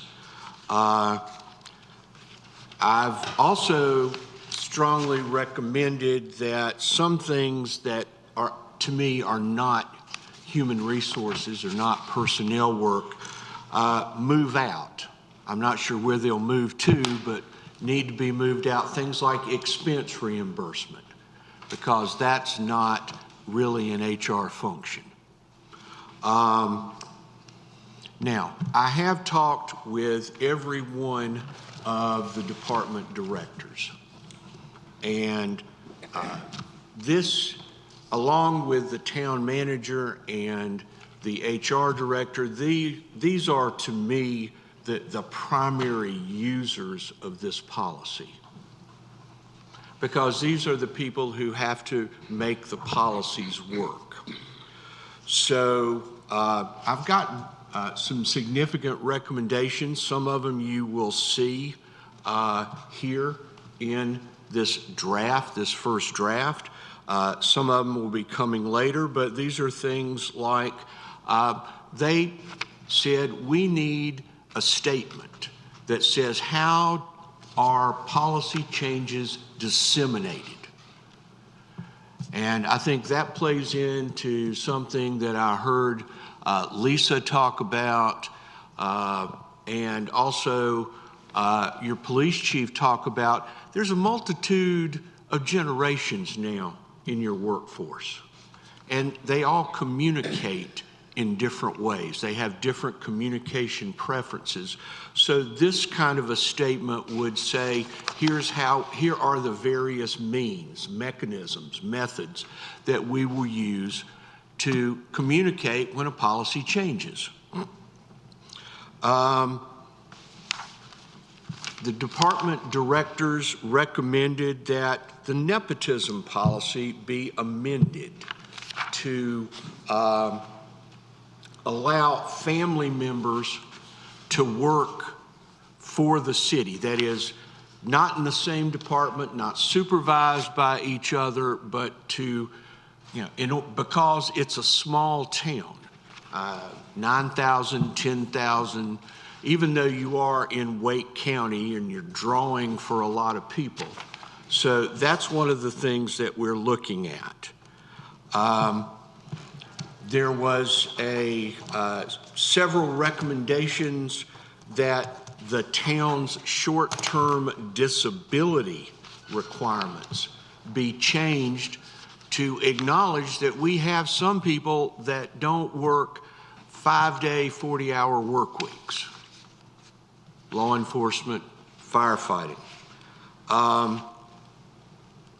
There was another recommendation from the directors that when a person is donating leave, now the policy requires that their leave be exhausted. And one of the recommendations was that this be amended to allow donations to people who are going to be out of time, but not requiring that they be at zero before they can receive donations. One of the things we talked about, I don't think we're planning on doing, is adding the ability to donate sick leave. Y'all are probably aware that sick leave, if a person works to retirement with the local government retirement system, that sick leave can be traded in for an increased retirement pension. So most of the clients that I've worked with don't want to mess with that. They don't want people to mistakenly say, oh, well, I'm going to give this person 2 weeks of my sick leave, and then later find out that that could have made a difference in their pension amount. Some of the things that involve a cost to the town, right? Some of the recommendations from the department directors was for increasing paid time off, personal holidays, birthdays, those kinds of things. There was a lot of discussion in the management team meeting about the fact that increased paid time off costs the town money, right? It's not free. I don't care how much the legislature believes that giving people free paid time off doesn't cost the state anything. Y'all know better than that. Y'all know that if we increase paid time off, chances are there's a trade-off somewhere. So there was also a recommendation that town employees get free access to town facilities, including playing fields. I don't think that's something that we're going to go forward with. There was a recommendation that the definition of an employee grievance be tightened. And further, that there be a penalty for false or frivolous grievances.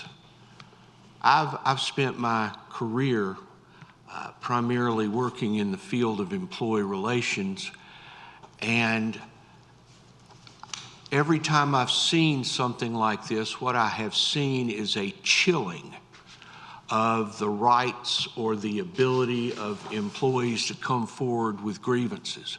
And so I have at this point strongly recommended against this, just because first of all, it's very difficult to define what is false, what is frivolous. Finally, I want to talk about the fact that we are looking in this policy to highlight relationships, all right? We talked about the nepotism policy. There's also, we're under consideration that the nepotism policy could be expanded to include people who are living together, whether they're related by blood, related by marriage, or simply two people sharing an apartment. That's one of the things that we're looking at. The sexual harassment policy, which, as I said, is not in the material you have now, will include a prohibition between relationships between a supervisor and a subordinate. In my work experience in human resources, these are the kind of things that can explode. Even things that start out well and consensual often end up with sexual harassment complaints. I will be putting forward policies on sexual harassment and retaliation that are stronger than what you have now. These are the policies, I think, that are critical to protecting the town of Zebulon. In my experience, the expensive, the very bad publicity types of lawsuits, expensive lawsuits, come about from just the kind of situation where there's a supervisor in a relationship with a subordinate. So that's sort of an overview of where we are now, where we're going. Any questions? Any questions from the board? Just Commissioner in my Baxter? short review of section 6, I think that it's inadequate, and I'm hoping that you'll take the guidance from the board that you were given earlier to create something that is a little bit more restrictive than what is shown in that section currently. Which section 6 are you talking about, ma'am? Because every article has different sections. All right, let me see. Article 2. Article 3. Okay. Article 3, section 6.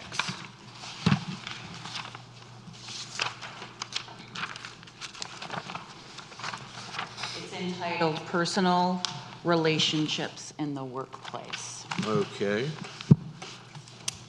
And I'm stealing the town manager's pen, but I'll give it back. You want to see this worked on? Yes, I do. Thank you. Okay. All right. Absolutely, I've made a note on my policy. Thank you.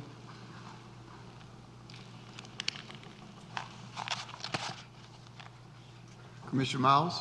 Just one quick question. After we get a chance to review it, how can we get with you? What is the proper steps to take to get with you if we like to see different things kind of like adjusted a little bit or inputted? How can we do? What's your recommendation? How would you like me to do that, Mr. Banner? Do you have a preference? You know, I'm happy for the commissioners to have my business email address, and you can just send me an email, and if it looks like something that's going to really be a conversation, Yes, sir. I'll send you my phone number and we can talk. How's that? Perfect. Thank you. Clark? No questions at this time. Commissioner Harrison? I will be happy to get your email and phone number. Okay, great. Thank you. Yes, sir. One little comment, a situation I've ran in my work life is when we say someone is a supervisor, there's always the org chart supervisor, but in a small organization with a limited number of people, it's very common for someone from one department to go assist in another department. Yes, sir. And the question's always been, when an employee leaves Department 1 and goes over and helps out in Department 2, do they not in fact have a new supervisor? Because they're now working and helping in another department. And we ran into this in the university a couple times where we kind of cross-pollinated between departments, and there in fact were two supervisors now. Okay.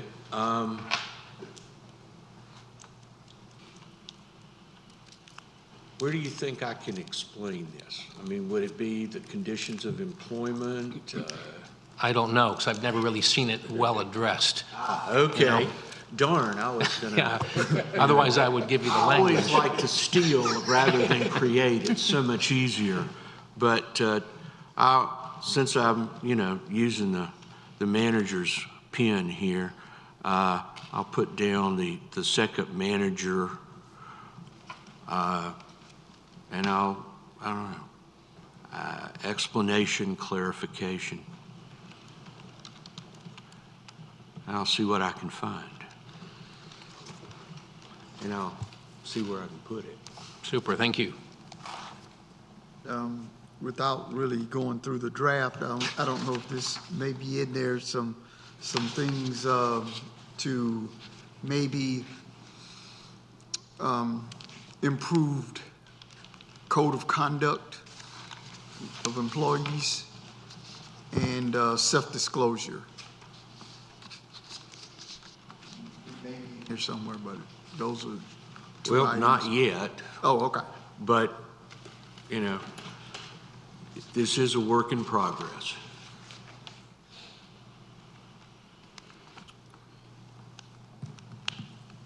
Any other questions or comments? Thank you, sir.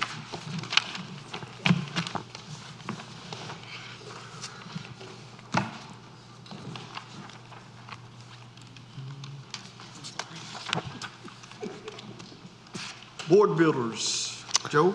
Thank you, Mayor. This next topic has two subtopics. One, the first one regarding remote meetings may be a consideration you want to have included in your board procedure manual. As you'll hear shortly, while the governor's state of emergency has expired and has curtailed your ability to have remote meetings, there are versions of remote meetings that you can have, but there are criteria that you need to establish. The second subtopic is more of an annexation 101.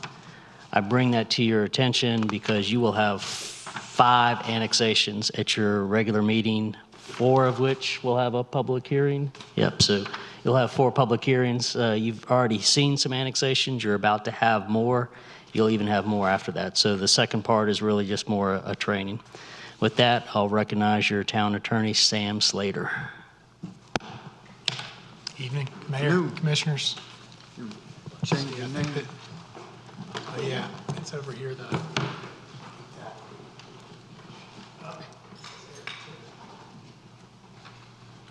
Been here all night. Now you're trying to be a professor. I try to be. Oh, yeah, thanks, okay. Hey, thanks for making some time tonight. I'm going to try to get through these quickly and keep the agenda rolling. We spoke individually over the last couple months on this remote meetings topic, and so some of this will be a refresher on that. But I wanted to give you the background of kind of what the protocol for remote meetings used to be, what it was during the pandemic, and kind of how I would think you all should consider it now. So prior to the state of emergency that expressly allowed those digital remote meetings, there was no express authority for them or against them for a Board of Commissioners. And the analysis of it really had to do with an interplay between two statutes that are important to this board. That's the statute on quorum, which requires references members being physically present for purposes of establishing quorum for a meeting like this, or any meeting of yours. And then the the statute about open meetings that acknowledges simultaneous electronic communication can be an official meeting. And so certainly there's some language in the statutes that indicates electronic meetings are viable and a potential to use, but it's compared with this language of the physical presence in the quorum statute. So kind of at odds with each other, and the reason that there's no clear directive. What happened following that was the state of emergency law when COVID came about, and the legislature expressly allowed electronic meetings. There were specific rules about quorum. For example, quorum is typically established at the beginning of a meeting, and once it's established, you have it for the length of the meeting. In the state of emergency rules, quorum could be affected in real time by somebody's connection getting lost. You had to maintain the connection for quorum to be maintained during the course of a meeting. So very specific rules governing electronic remote meetings. Those rules were effectively rescinded when the state of emergency law went away. The law is still on the books, but it's only applicable during qualified states of emergency, and we're not in one currently by the governor. I remember talking to Mayor York, and he sent me something interesting that the league talked to different municipalities and kind of collected their highest priorities to take to their lobbyists and go to the legislature and say, this is what's really important to towns. And it wouldn't probably surprise you that a lot of the ones that made it to the top were like infrastructure spending and things like that. Remote meetings was on the long list, but it didn't make it among the municipalities voting for what they really wanted to push. So I'm certain it's being talked about in the legislature.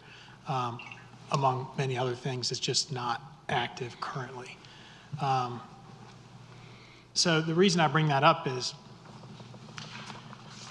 and in everything, right, with talking about legal risk and analysis, is it matters in the sense of, well, what is the risk to the town on doing this, right? And so the risk is that somebody challenges a meeting that you had, or a decision in a meeting, a decision that you made in a meeting that you had under one of these remote meeting policies, or where a board member was participating remotely. And so I'm like a litigator first. I'm used to making the arguments, right? And so the argument that could go, yeah. Quick question. You said if the quorum made a decisions, I'm assuming a work session where no decisions were made could not be challenged because it's information only? Right. Well, you should still have quorum for any official meeting should have quorum. Mm-hmm. But the concern now is an argument that could be advanced in the future that, well, prior to the state of emergency, it was an open question about whether you could meet this way or not. The legislature authorized you to meet that way, and then the legislature effectively rescinded the opportunity for you to meet that way. So now we have a clearer statutory directive that, in fact, maybe you shouldn't be meeting that way. Again, there's no ban on it, but if I'm comparing the state of things in 2015 with the state of things now, there's arguably more statutory intent against greater remote meeting participation than there was before because this law came on the books and then was taken off the books. So with that background, I think these are your options, and I think the staff wants to get your input on how you want to do this going forward. So I think any remote meeting would be limited, right? That's why they both start limited, with one being that you really can't have a remote commissioner be counted for establishing quorum. So you have to have quorum present physically in person at the meeting. The other limit is voting. And this becomes a little trickier because I think you could have remote participation with voting, remote participation without voting, or no remote participation. Those are the options that I think are viable for you to consider. So this means someone is on Zoom, right? Someone's out there, they're participating in the meeting. It can never be quasi-judicial for lots of reasons. It's an evidentiary hearing. You're evaluating testimony, credibility of witnesses. It just shouldn't ever be quasi-judicial. But in a legislative case, assuming you have quorum in the chamber, could a remote member participate in that vote? I think they could. The risk there is that if that remote member casts the deciding vote and the person on the other end, the person, business, property owner on the other end of that deciding vote didn't like that decision, there's maybe some ammunition to challenge the viability of that decision because the deciding vote was cast by someone who wasn't here in the chamber. So that's a risk to consider on that option. Remote participation without voting eliminates that risk, right? It says you can participate remotely, you can comment, talk to your fellow commissioners, participate kind of in that traditional way, but the policy says that person doesn't ultimately vote. That person's not a voting member for that meeting. They're just participating remotely by phone or Zoom or however that technology would be set up. So you're pretty much just listening. But that's the next one. Okay. So you can speak, right? So you can listen and speak and contribute and take your turn to ask questions. And then the third option is Commissioner Harrison, what you're saying. It's effectively no remote participation, right? It's listening. You can do it on live stream, set up the technology the way you want, but you're not engaging. You're absent for that meeting and you're not participating. So these are just some thoughts. It really can't be set up as a right on any given night because of those quorum concerns. There need to be some process that you all would direct and establish with time frame for notice, maybe reasons. Sometimes it's an emergency and you want to participate and you couldn't have provided advance notice of that, and everybody would understand that. But if it's a long planned trip, you want to participate, but that's the time you're going to be gone, then that could be provided with advance notice to ensure that quorum is present and the system could be available. One tip in some of the guidance is identifying in advance who will be remote in the public notice, just to give that meeting notice a little more credibility that this meeting is occurring and this is kind of the how and the when and the where of it. These people will be here and this person will be remote. And again, you can't have it make quorum, not for quasi-judicial hearings and not for closed sessions. So that's all I have on that. Welcome your questions, thoughts. Questions, comments? Oh, yeah. Yeah, here we go.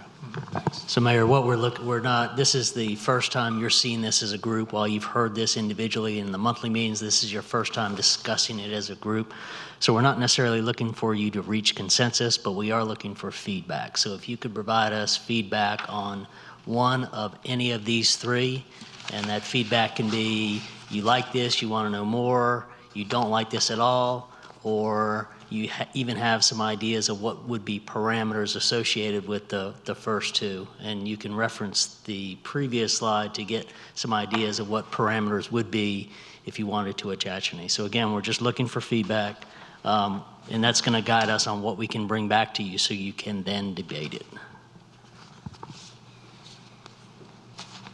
Questions, comments? Commissioner Baxter? I like the ability to participate without the risk that's associated with voting, because that way you are still engaging with fellow commissioners, and what you say might sway a commissioner one way or the other, but you are not yourself opening up risk for the town by voting. I agree with that. I like that one as well. Consensus? We don't need consensus, just Just, individual comments. Sorry. We're just talking. Commissioner, I'm looking at number 2 as well. Limited remote participation without voting. Kind of what I'm leaning to. Hear you. Can you move your I said microphone I'm over leaning to the towards center? number 2, limited remote participation without voting. Thank you. Commissioner Clark? I like number 2 also. Commissioner Harris?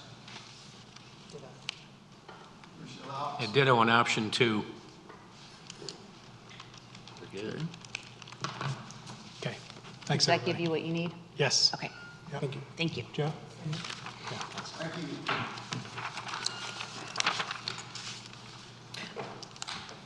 I'm sorry, I have a question. Go ahead. Is there, in this policy, even if, if we were to do number 2, is there an amount of times, like consecutive times someone could be remote, or would there be, a number of times that an individual board member can participate in this way for board meetings? This is the teacher's joy when he gets to just respond and say, that's a great question. That's for you all to decide, right? Okay. Where I think that is, while we're talking about it, that's 100% something that you all should consider as this policy comes together. Do you want limits on it? I think kind of the context I had is if you want it to be available for emergencies, which makes sense, obviously you can't provide advance notice on that. Right. But for the things that you can provide advance notice on, the policy should say that, right? If you want to include it in meeting notices, then the request needs to come in. What do you do if 2 of you request on the same night or 3 of you request on the same night?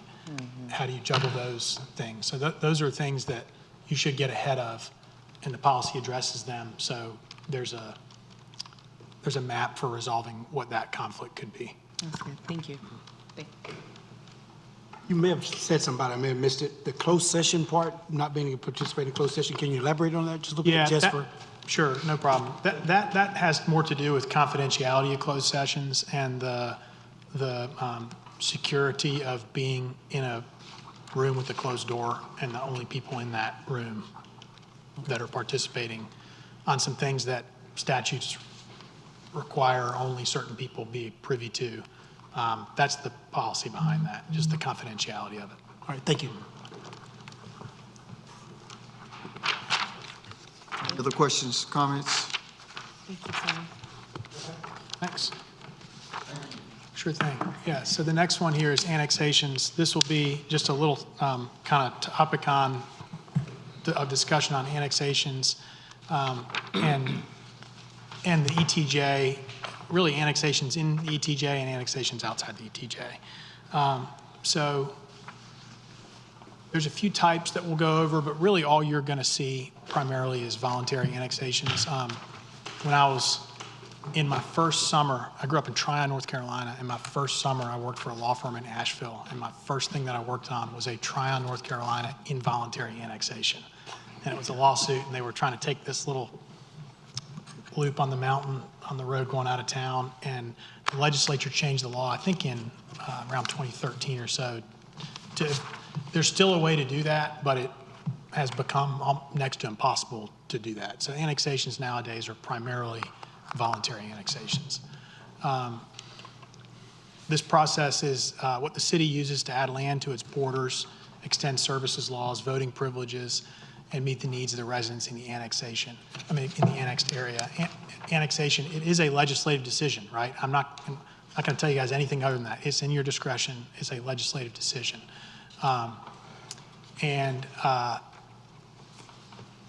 well, let me get to that in a minute. The policy behind it, though, is it's good for towns to have uniform borders, and we'll get to that in a minute. But because it promotes fairness and cohesiveness among residents, efficiency and consistency in the delivery of services, and it's necessary to adjust towns and their town limits to growth and urbanization. So related to annexation but different is extraterritorial jurisdiction. So the legislature allows towns, based on their size, to have an area outside of the town limits called the ETJ. We're all familiar with it. For towns under 10,000, you can go out a mile.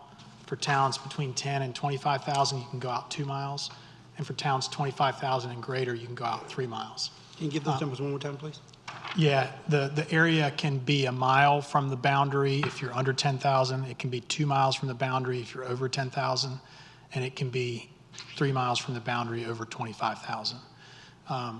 Now, with that is agreements with other municipalities.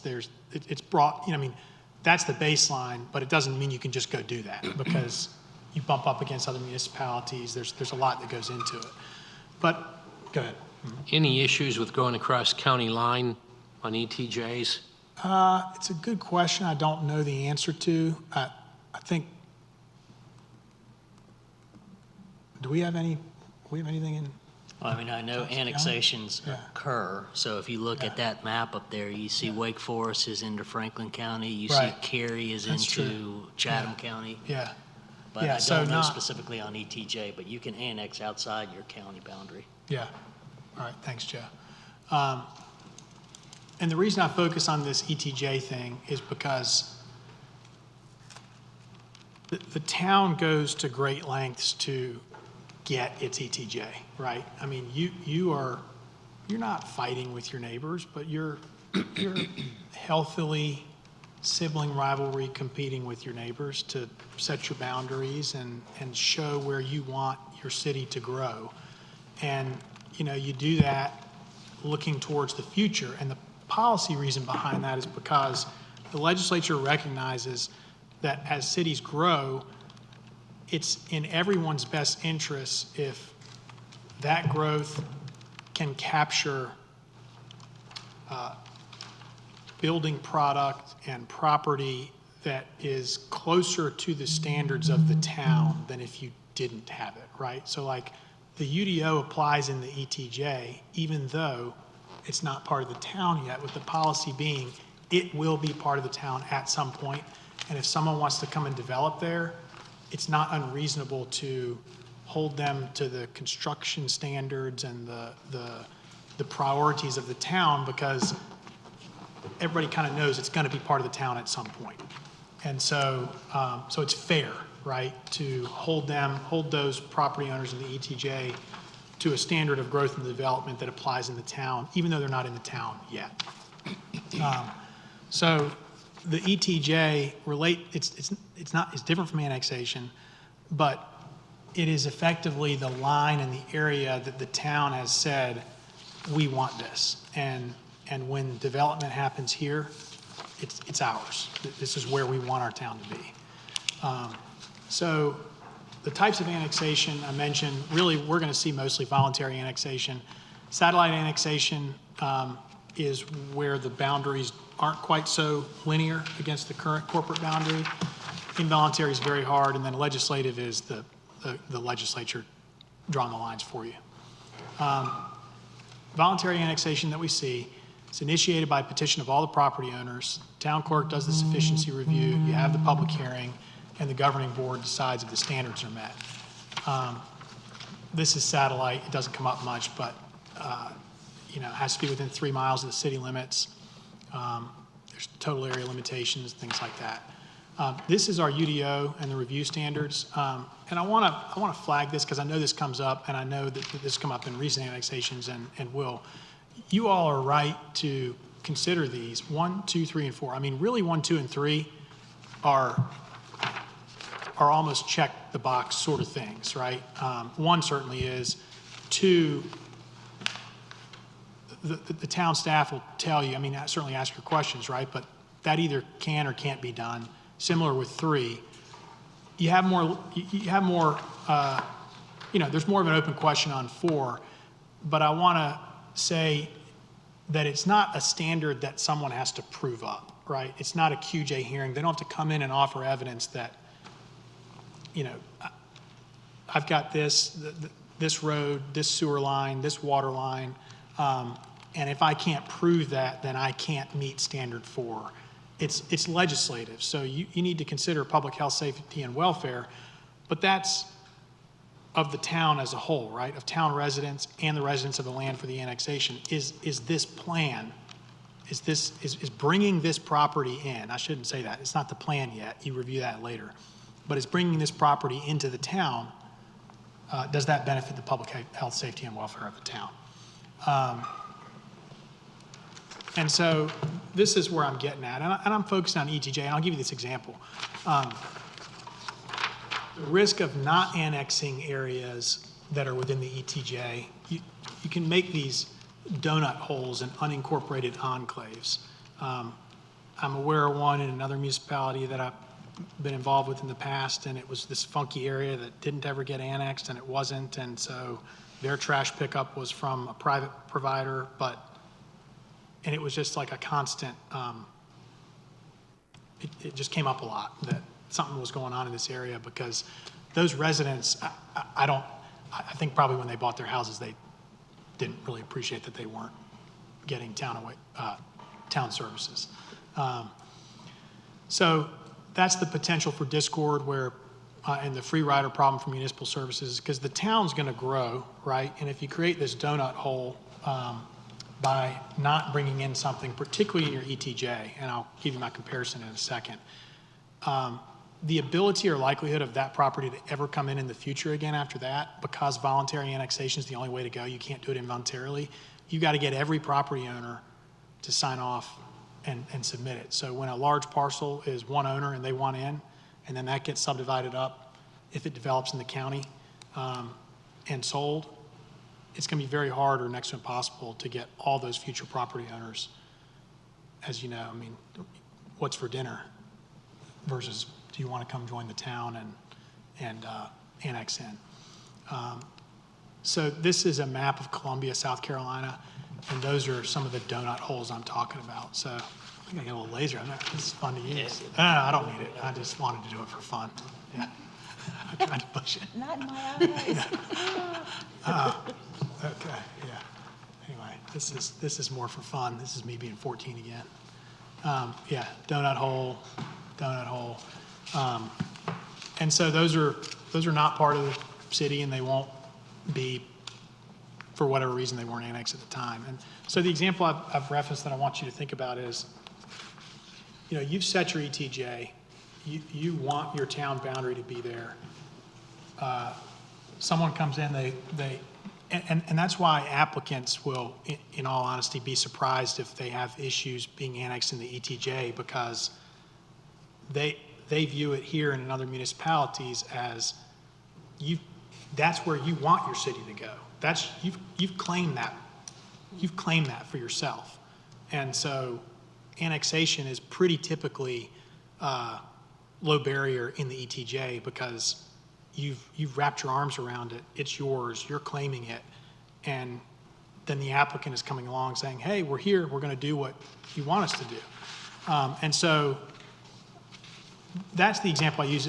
I view that differently than like a satellite annexation or some large property on the edge of town, and staff's telling you we feel pretty good we can get sewer and water, or Raleigh's telling you that, but you have your doubts about that, and it's a ton of homes, and it's 1, 2, the health, safety, and welfare. That's, if I'm sitting in your seat like that's a much different call as I'm thinking about it, compared to something that's in the ETJ, and if you don't annex it, it doesn't mean it doesn't develop. It'll just develop in the county, and they can pay twice the sewer and water rate and develop in the county, and still tap into the infrastructure out there, still use the roads. It just means you would have a donut hole there, and you wouldn't have city services or city taxes, town services or town taxes in that area. So that was the comparison I thought about before tonight in kind of, I guess, ranges or scope of annexations that you're going to see and how you might think about them. All right. Before we go further, That's all I got. would that benefit kind of like to show a map of our area? Kind of like, so potentially where our donut holes would be instead of somewhere in South Carolina? I'm good with like visual, I'm a visual person. Yeah, I like to see what's going to affect me directly here because we are dealing with issues that are coming up now where we're looking at a lot of annexation. Yeah. So it's key for me when I listen to the citizens saying, okay, the potential, what are we going to do? I would like to see that visual for us, that potential donut hole. Do we have a map like that? Yeah. You want to see it now? Yes, please. Yeah. Thank you. Yeah. Yeah, we actually have a couple of those that already exist, fairly close to town hall. Yep, one's right down the street. I didn't have to go to Columbia for an example of that.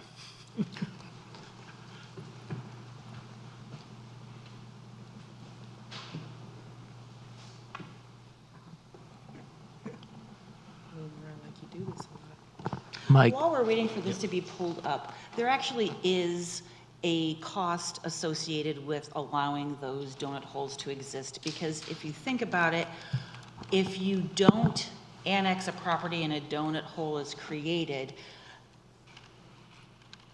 is the police department going to not respond? Of course they are. Is the fire department going to not respond? They absolutely will. But we won't get the tax benefit from the area inside that donut hole, yet we'll still be providing services. And legally, I think the only thing we have to do is fire protection because we have a Wake County agreement.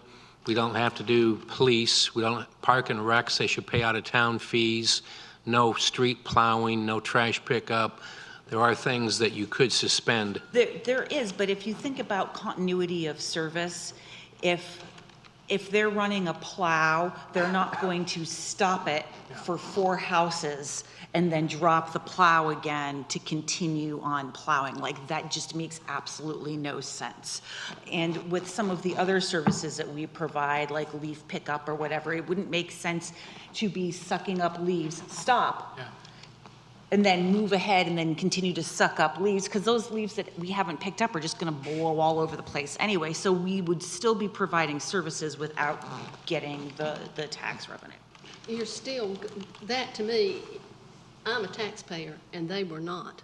And so it may sound stupid, but no, we shouldn't do it. No, I'm not saying that we should be providing. I'm just saying that the reality is that sometimes it makes financial sense, instead of having to come back and run that street sweeper to get all the leaves that weren't sucked up from the 4 houses that were in the donut hole. It just makes better sense to do it all at once. But it creates an additional burden on the taxpayers in the municipality, because they're paying for services for people that are outside of the town.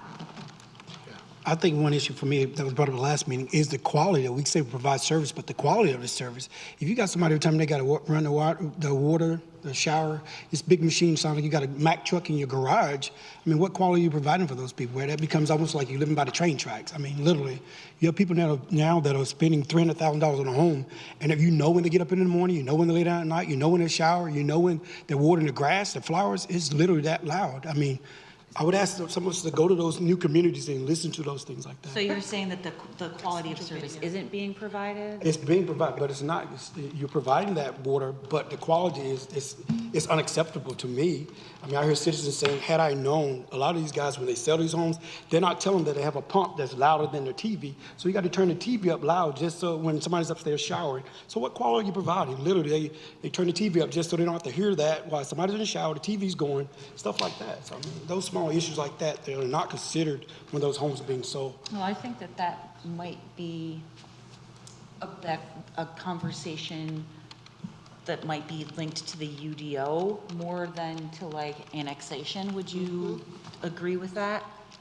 That would be like a requirement for future development to better serve that part of the, like a newer community over putting it into like the boundaries of how we choose to annex? Sure, yeah, I mean, Commissioner Miles, I hear what you're saying on that. I don't know the details of it, but it sounds like right, there's some subdivision that has probably water pressure issues, and so they're installing pumps to, because you're not getting the gravity feed or whatever, I'm just guessing. Right. But yeah, I mean, UDO or covenants or whatever the case may be, but, you know, you hear it because annexation leads to rezonings, leads to these subdivisions that you're talking about, and then ultimately it results in what you're talking about.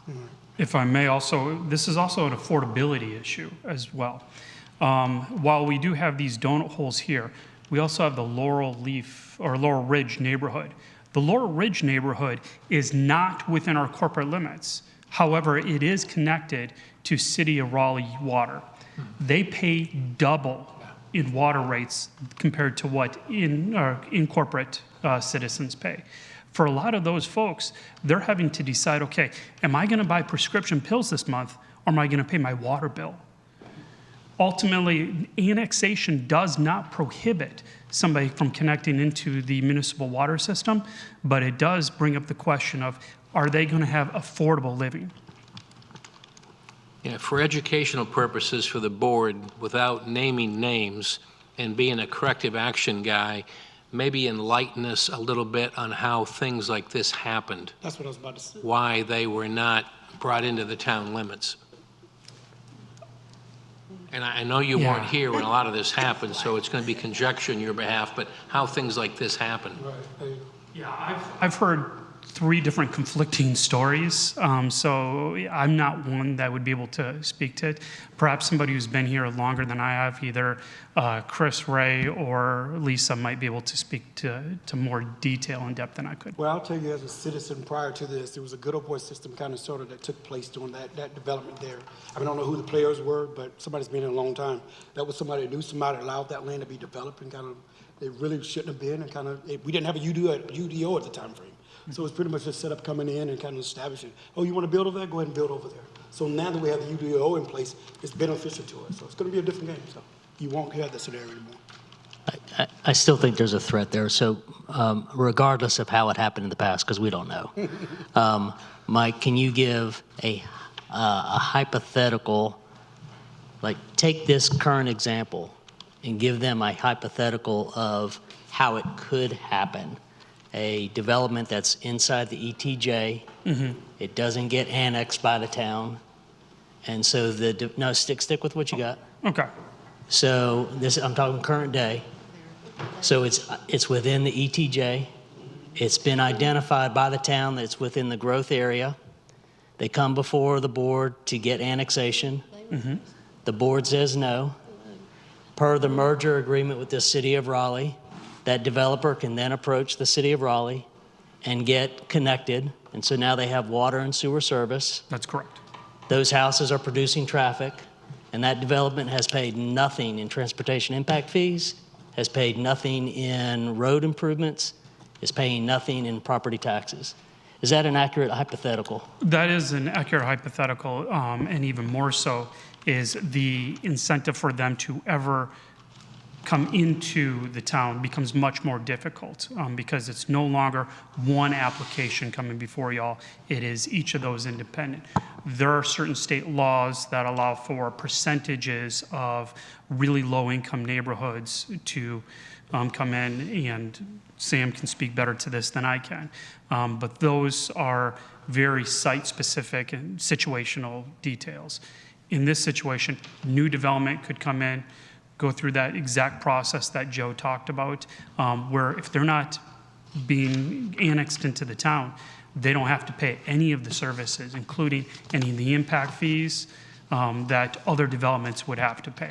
More so is at some point, those roads, which would be private, would fail, and then you would have constant phone calls to the town, okay, why are you not fixing my roads?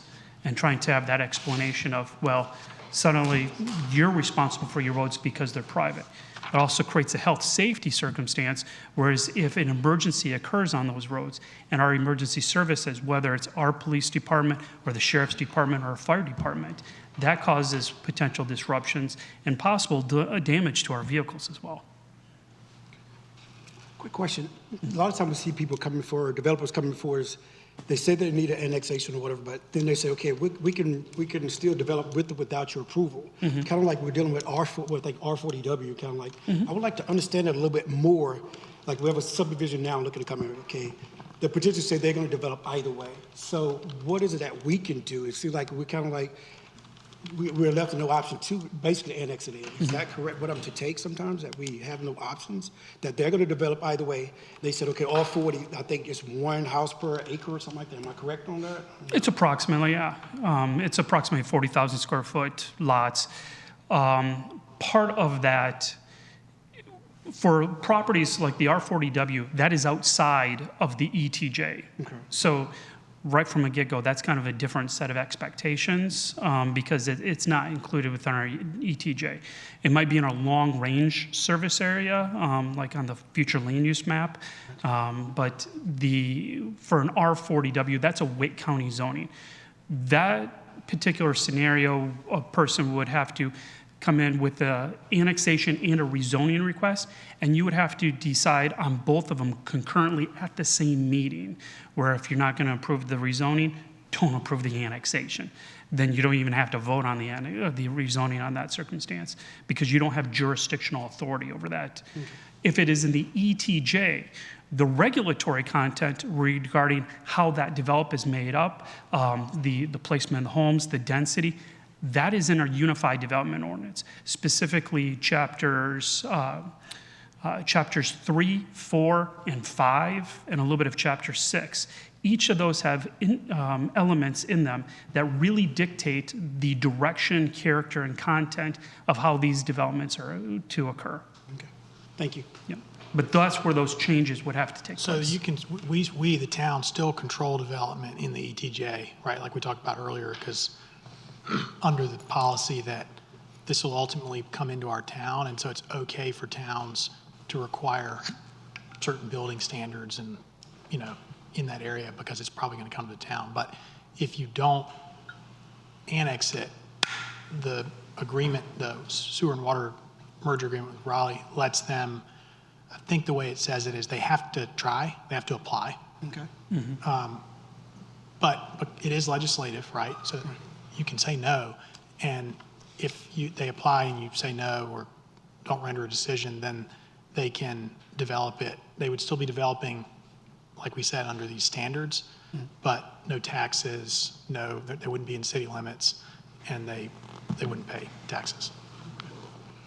Yeah, point of clarification, when you look up at Judd Street, you see several properties there versus a subdivision. Those property owners could request one or individually to come into the town, where the subdivision would have to be everyone at one time. Is that correct? That's correct. And as in that particular example, this parcel right here requested annexation just a few years ago, specifically with the purpose of connecting into the municipal water and sewer system. They had previously had a well. They determined that it was not worth maintaining and continuing, so they ended up connecting into the municipal system. And we'll see a lot more of those individual lots over time, especially in the north area. This lot here on Pierce's Road is a great example. This individual, there was contamination in the well. And instead of spending the money for the equipment to remove it, it was much more cost efficient for them to connect into the municipal water system. Here, I think some of this may be ignorance on the property owner, but what is your thoughts on communicating with those individually that they could ask for annexation, this is how you do it, and you risk the possibility of losing city services at some point in time if you don't get annexed, just as an invitation? It's a wonderful idea. Unfortunately, staff capacity right now is extraordinarily thin. That is definitely something in terms of communication and outreach that I think would be a very good idea. The other thing I'll add to that is, unfortunately, even if you educate those residents, as long as their wells work and their septic tanks work, they're going to be good. It's only when either of those start to fail that's when they come knocking. So you can educate them, but as long as they're covered on those two issues, they're not going to connect. I think if they heard they could lose city services, may pique their interest, but I agree with you financially, they're better off not to. Well, if they're in the ETJ, they don't get the same city services as somebody who's in our corporate limits.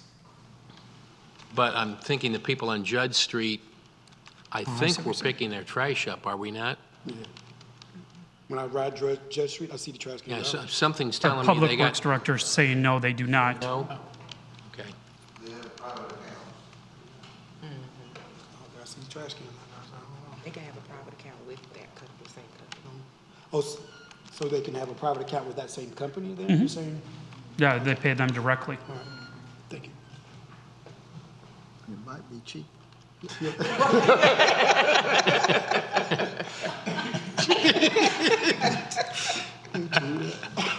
Some de-annexation requests coming our way. I'm back on for that one. Any other questions regarding this map before I switch back over to the PowerPoint? Thank you. Yeah, I don't need the PowerPoint either, I mean, unless you don't have anything. We have a whole bunch of other stuff. We need the PowerPoint. Thank you, Mike. Yeah, right, I forgot this was queued up for the rest, yeah. Any other questions for Thank you, Sam? Hey, thanks, everybody. No, thank you. Thank you. Thanks so much.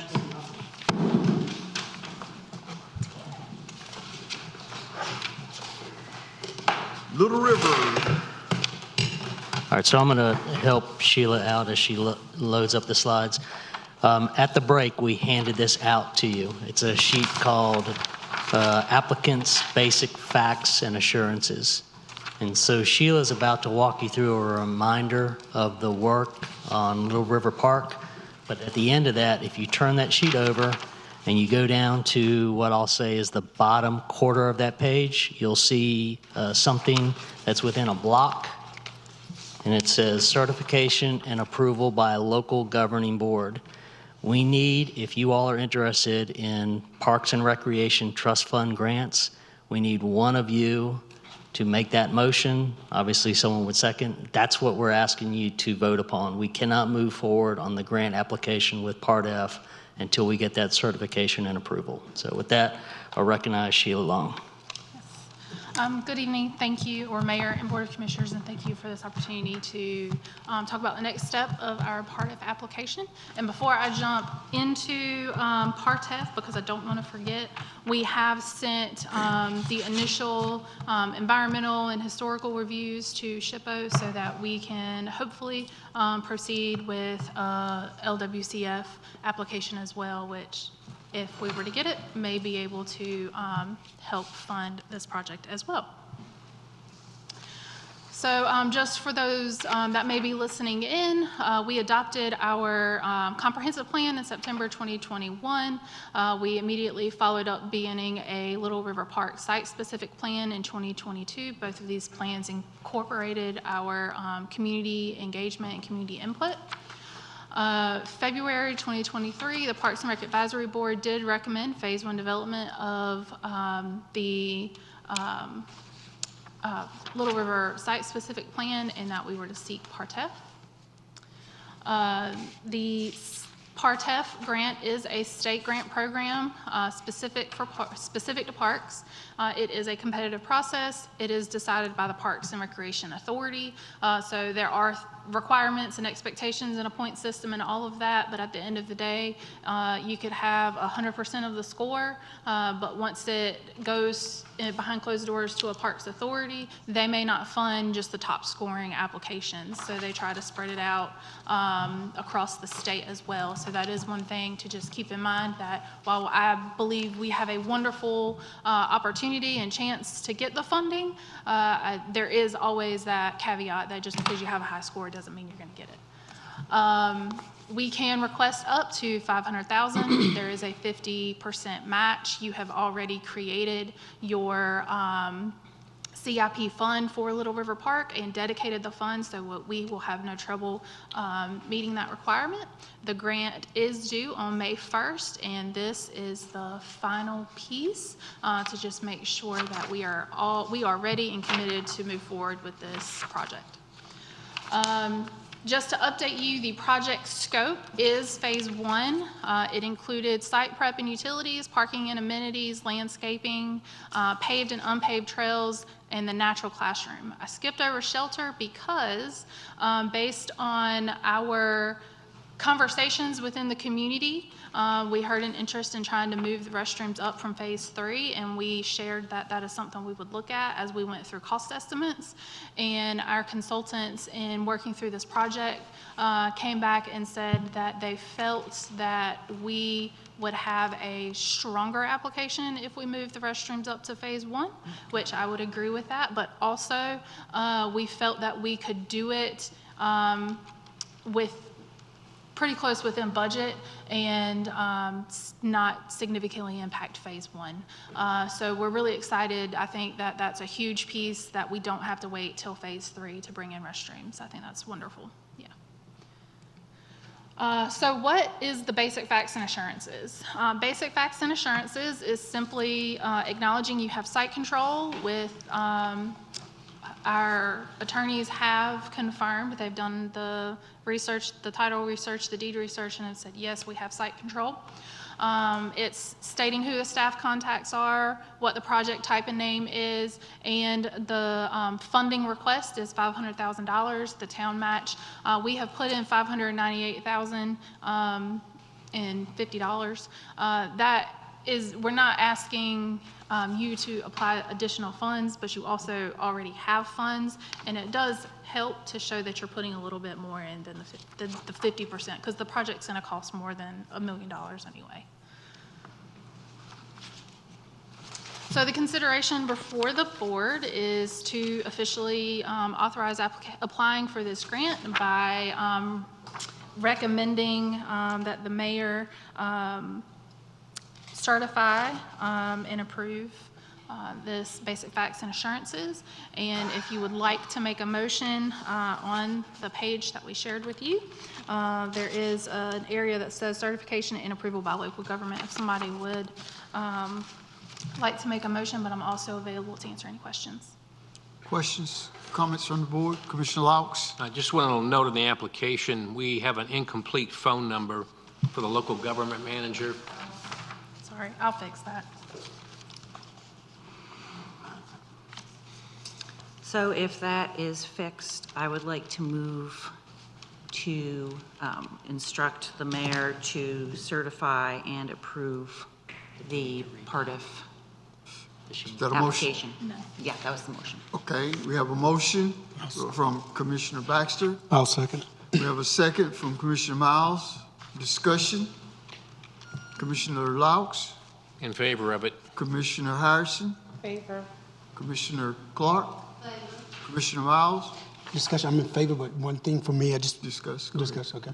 Is it discussion Yeah, now? this Okay. is discussion. What is this trying to make sure that as we do this funding there again, I want to go back to, I know we can't control who we bid this out to, but I want to make sure that what process can we put in place to ensure as many local guys that we have where we can potentially support these small businesses here in town? I don't know the process that we can do, but I definitely want to take a look at that, what we can do.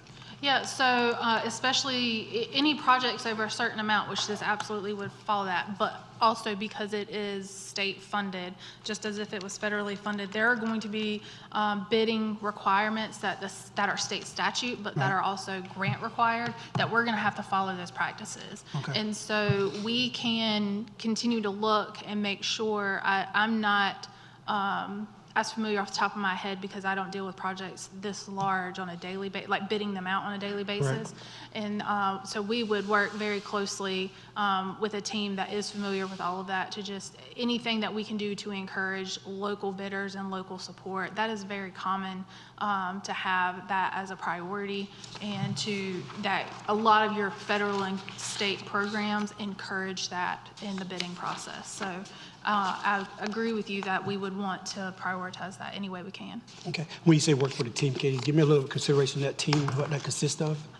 So when this is funded, our Recreation Resource Services consultant is our grant manager for this process, and they have a team within the state of North Carolina that helps to facilitate these grants. So we would work closely with them to make sure that we're meeting their requirements and any bid requirements and state statutes that are there. All right, thank you.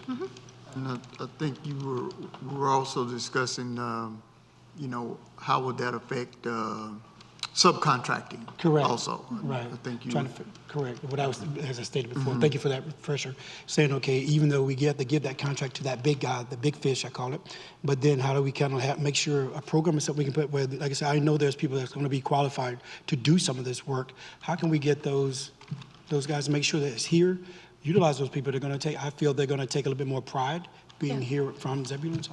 Yeah, that's very common for municipalities, especially in these state and federal funded grants, and in these bigger projects, that those be written within the scope of work. All right. Thank you. Commissioner Baxter? I'm very glad that you've included the restrooms with phase one. I think that's an exciting addition, is going to actually put so much value to this project right off the bat, and we're going to see an uptick in usage almost immediately. So I'm really glad that this was included in this scope for the application. It'll make a huge difference. Any more discussion? We have a motion and a second. All in favor? Motion passes unanimous. Thank you.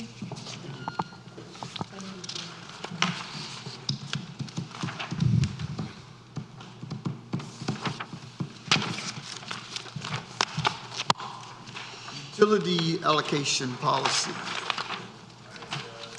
Mayor, you will receive an amendment to your utility allocation policy at your May regular meeting, and Michael Clark, the planning director, is going to walk you through the highlight of those changes.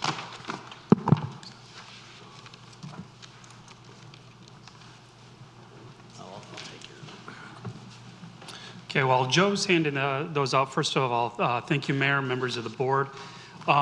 Before you tonight is amendments to the utility allocation policy. As you may recall, this past spring, Mitchell Silver, when he did his presentation, he commented about that there's some communities that are plan-making cities and there's some cities that are deal-making cities.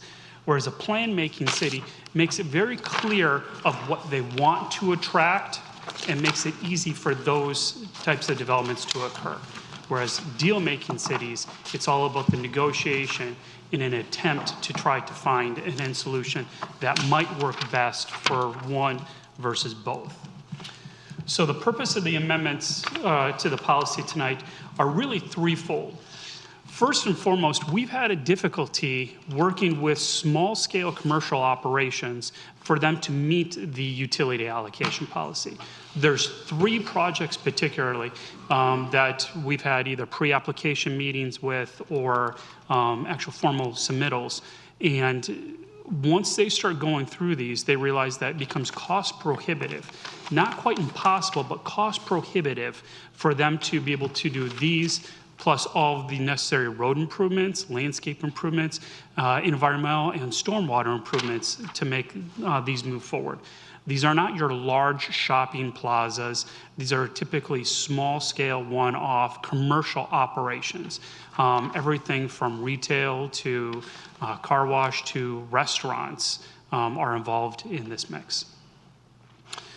The second part of tonight is also to talk about affordable housing. As Joe alluded to earlier, this is an important topic. And while it's not a UDO text amendment, and those will be coming later this fall after some public engagement sessions that we're going to have, the utility allocation policy is one mechanism to help promote the consideration of affordable housing projects.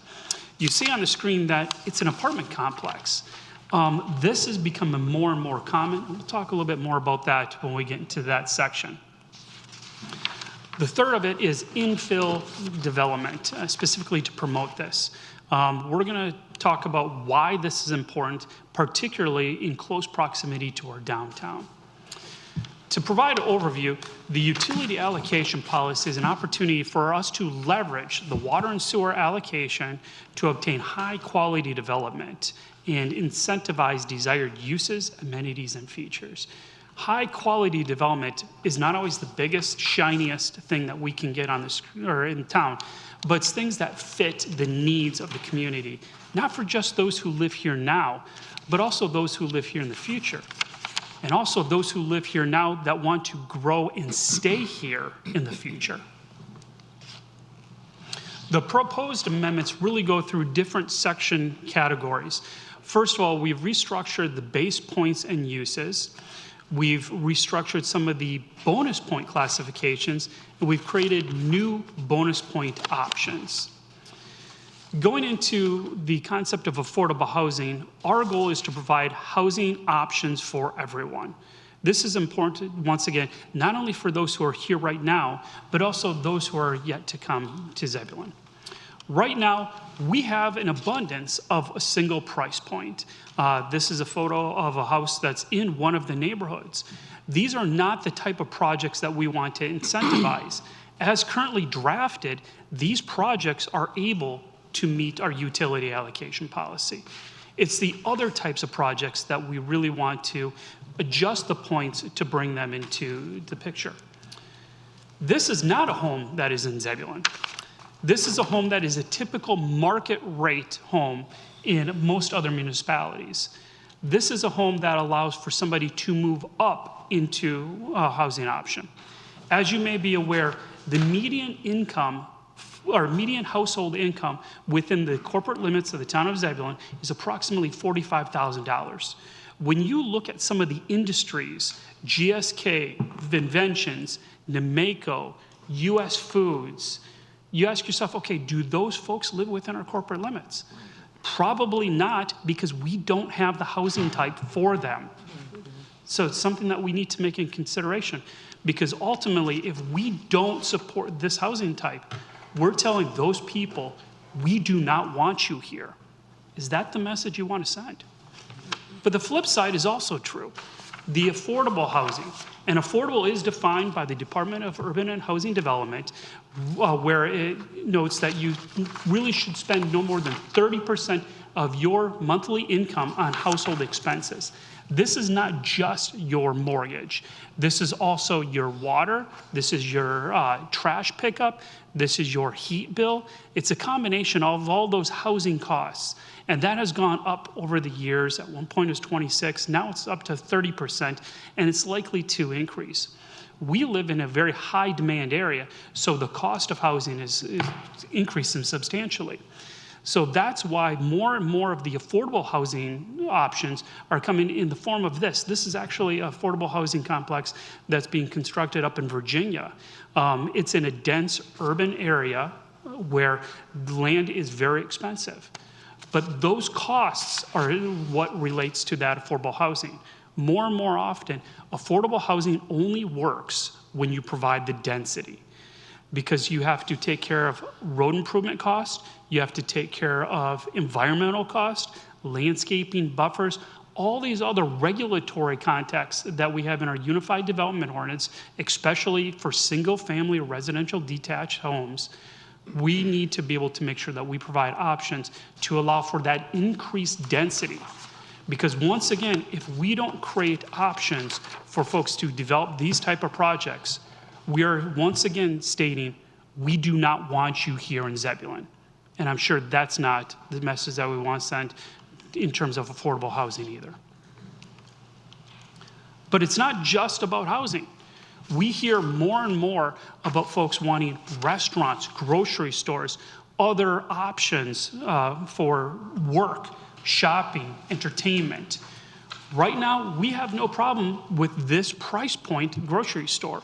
In fact, we have Food Lion, Walmart, Carly C's, Compare Foods, and we're getting an additional grocery store that would be approximately the same price point in the old Compare Foods site. Whereas down the street, they have a Publix. Publix is going to look at the median family income as one of the components, not just now, but they look in much broader area of where they could possibly go. Yeah, sure, they have great options, but there's also the opportunity for the small mom and pop stores to come in. Things such as the traditional general store, which was at one point the place that people went to go. Sure, they may not have the same selection of cereal boxes, but it's that experiential retail that we've talked about over and over again that we want to make sure that we provide that option in terms of shopping or commercial services to the citizens of Zebulon. So to get into the details, we started by amending the base points. As you may recall, when this was initially proposed, we had a maximum of 50, or we had a benchmark of 50 points that all development needed to have. Throughout the negotiation, the conversations, that was increased in the final version to 60 points. As such, it created some difficulties, one of which was exempt or minor subdivisions. These are situations where somebody may own a tract of land and they want to carve off a portion of it to give to a family member, or maybe carve off a portion of it to sell to pay some sort of an expense. A single one-off home, they're not going to be able to obtain the necessary amenity features or other characteristics to achieve 60 points. Change of use is another one. Typically, this is also known as adaptive reuse, where you have an existing building and a different use or activity comes in. If it's a situation where they're not increasing the intensity or the consumption of the water and sewer that they use, why are we asking for them to do all these other things above and beyond what's already required in our Unified Development Ordinance? And one that's kind of in the middle is the single-use retail. This goes back to those stores and those commercial activities that I've mentioned previously. We're not recommending them or that they start at the 60 base points, but we are recommending that those get bumped up a little bit to balance it out, because they're not typically going to be that same infill within our downtown periphery.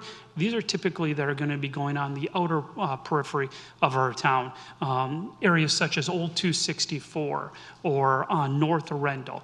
So when development comes into there, we want to make sure that they also have a viable chance of being able to construct.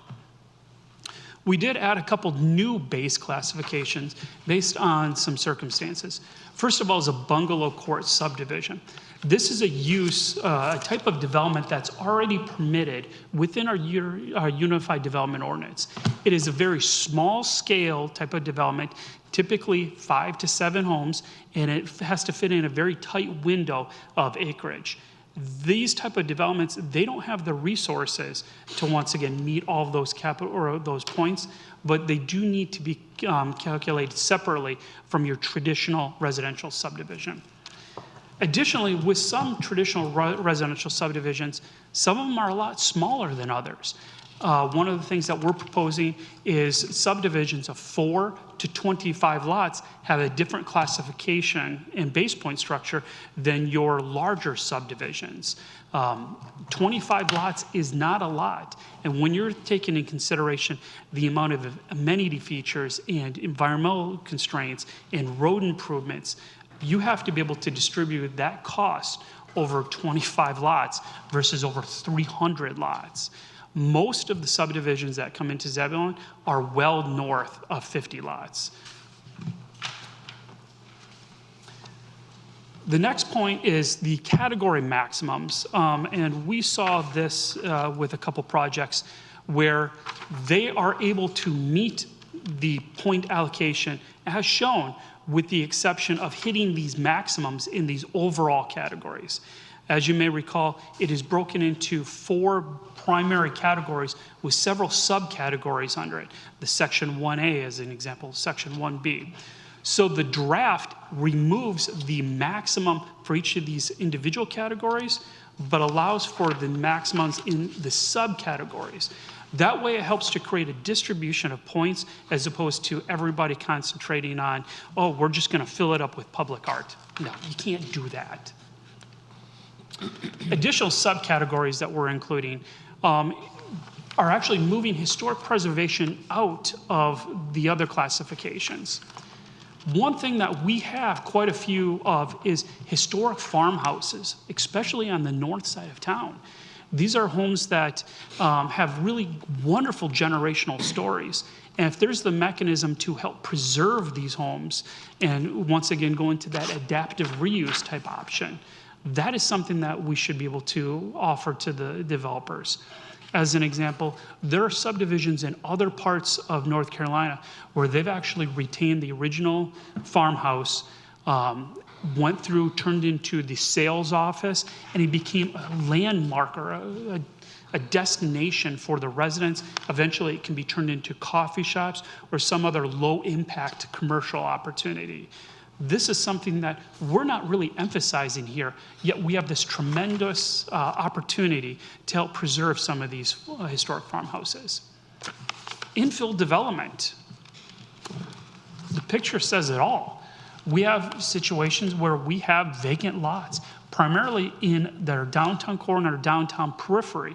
Instead of allowing for somebody to come in and scrape and clear out several of the existing houses, why not incentivize developments to go in existing vacant properties? Not only is this good to preserve the other buildings that are around it, but also helps minimize what's known as greenfield development. By having in areas where there's already existing infrastructure, water, sewer, roads, it reduces the amount of long-term maintenance that our Public Works Department has to place, and helps concentrate that population primarily within downtown. One of the things that commercial operators look at is the number of people within a certain distance, whether it's vehicle or pedestrian access. You have a higher concentration of pedestrian availability, you're going to get those restaurants. It's not a build it and they will come. It's they wait till they're here, then they build it. And once again, we've mentioned affordable housing, creating a standalone category specifically to incentivize this.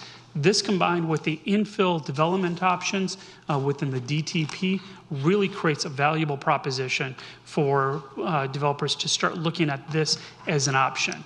Once again, within the DTP, that's primarily a pedestrian-oriented option, and that's where you want your affordable housing to be located.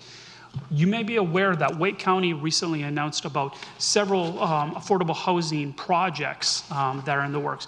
There's one in Knightdale that I actually worked on while I was over there several years ago, as well as Raleigh, Cary, Rollsville, all which have substantially higher median family incomes, but they are all apartment complexes. Nowadays, affordable housing is a density situation, not a single-family dwelling situation. Other standalone additional points that we included were murals. We already have public art, but we quickly realized that everybody who came in, they were thinking public art as sculptures and statues. Well, let's expand upon that. So we called murals out separately. Enhanced landscape buffers. These would be especially important along major arterial and collector roads to help minimize the noise that's created from the vehicles. It also creates a safety buffer. Let's say the other side of this is the backyard of a family. Wouldn't it be much safer for the children to be playing in that situation as opposed to if this road was, or this area was cleared and opened up to the road? Outdoor kitchens, specifically for amenity centers. Post-COVID, these became extraordinarily popular. People started enjoying eating at picnic tables once again, but they were still trucking food back in and out of houses and going to these common gathering areas. These areas become community areas within our neighborhoods where folks can come together and break bread. Finally, it's just an insert versus hard court surfaces, but street hockey. It's something that is becoming increasingly popular within the Triangle, especially given the cost it takes to operate these indoor ice facilities. And with the popularity of the Carolina Hurricanes, more and more kids are expressing interest in street hockey. So these hard court services for this use could be something that could be a possibility. So overall, are there other bonus point categories or options that I haven't brought up or that are not included in the draft that you think would be valuable? Once again, I'm going to state the frustration level that I have at not having this information ahead of time, because you're asking us to render opinions and to ask questions about something that we have had for 2 minutes and we have had no time to look over. That it's almost impossible for me to be able to answer this question that you've posed because I have not had a chance to review this. So. Okay, based on what I've said as part of my presentation, are there other things that you would like to see me include for the final draft, which will be coming before you in May?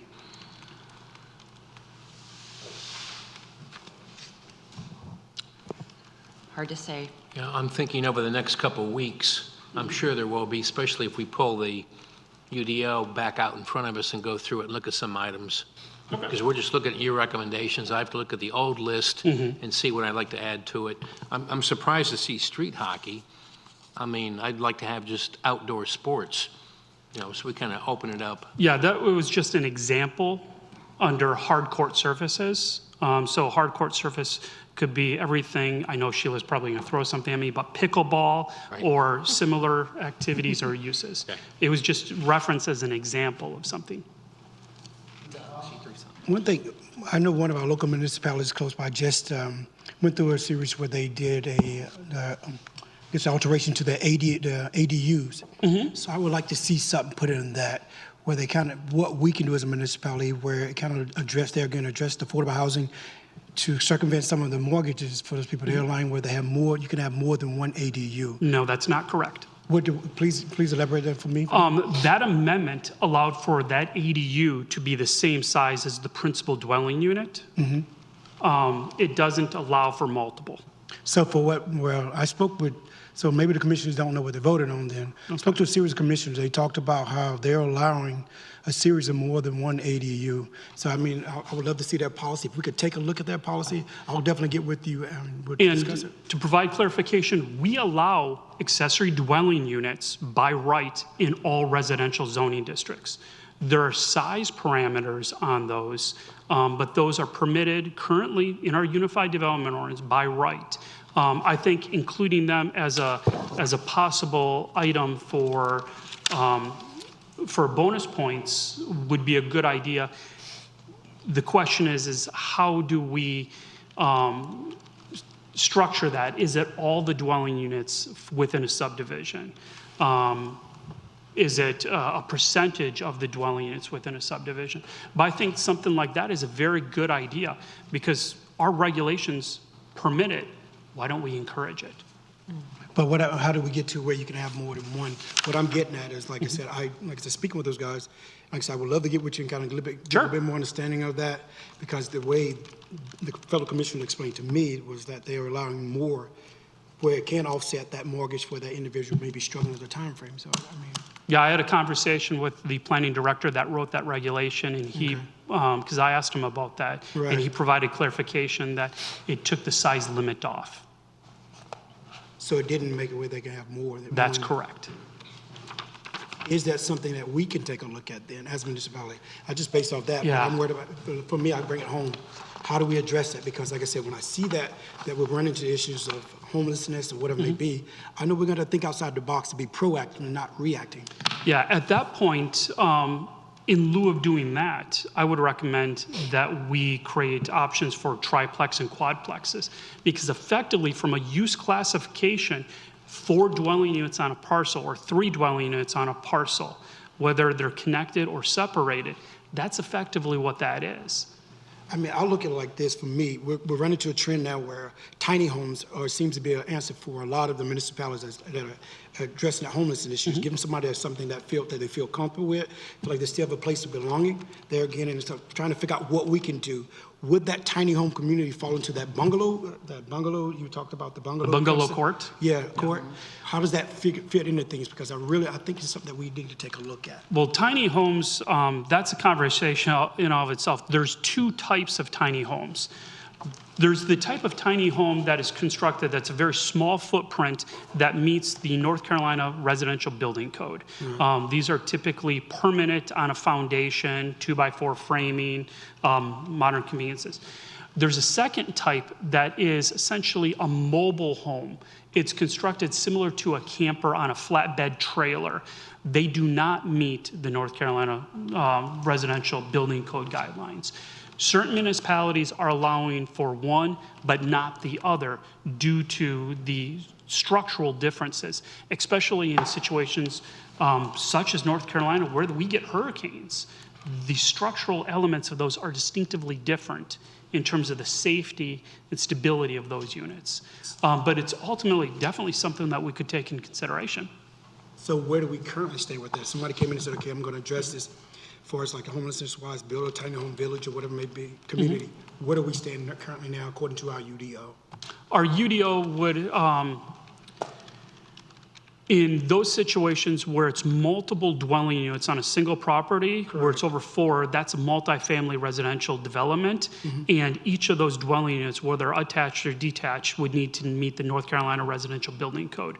There are mechanisms to do it. Nobody's done it, though. So how do we do it? You find a developer that wants to spend the money to do it. Okay. Kind of like what you have right there. Okay. Gotcha. Thank you, man. Thank you. Thank you, man. Yeah, no problem.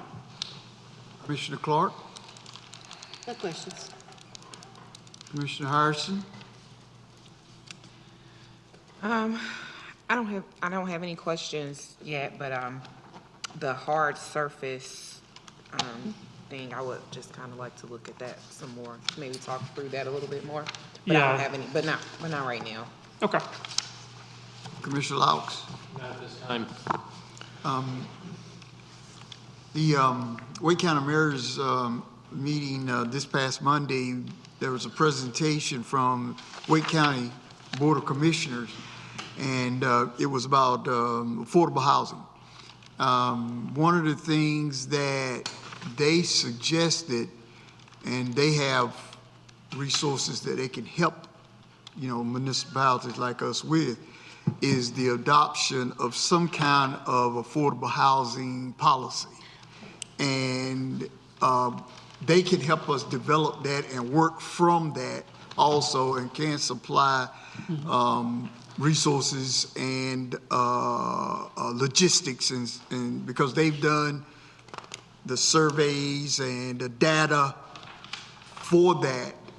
And but some municipalities, they are even setting aside a certain tax to go for affordable housing.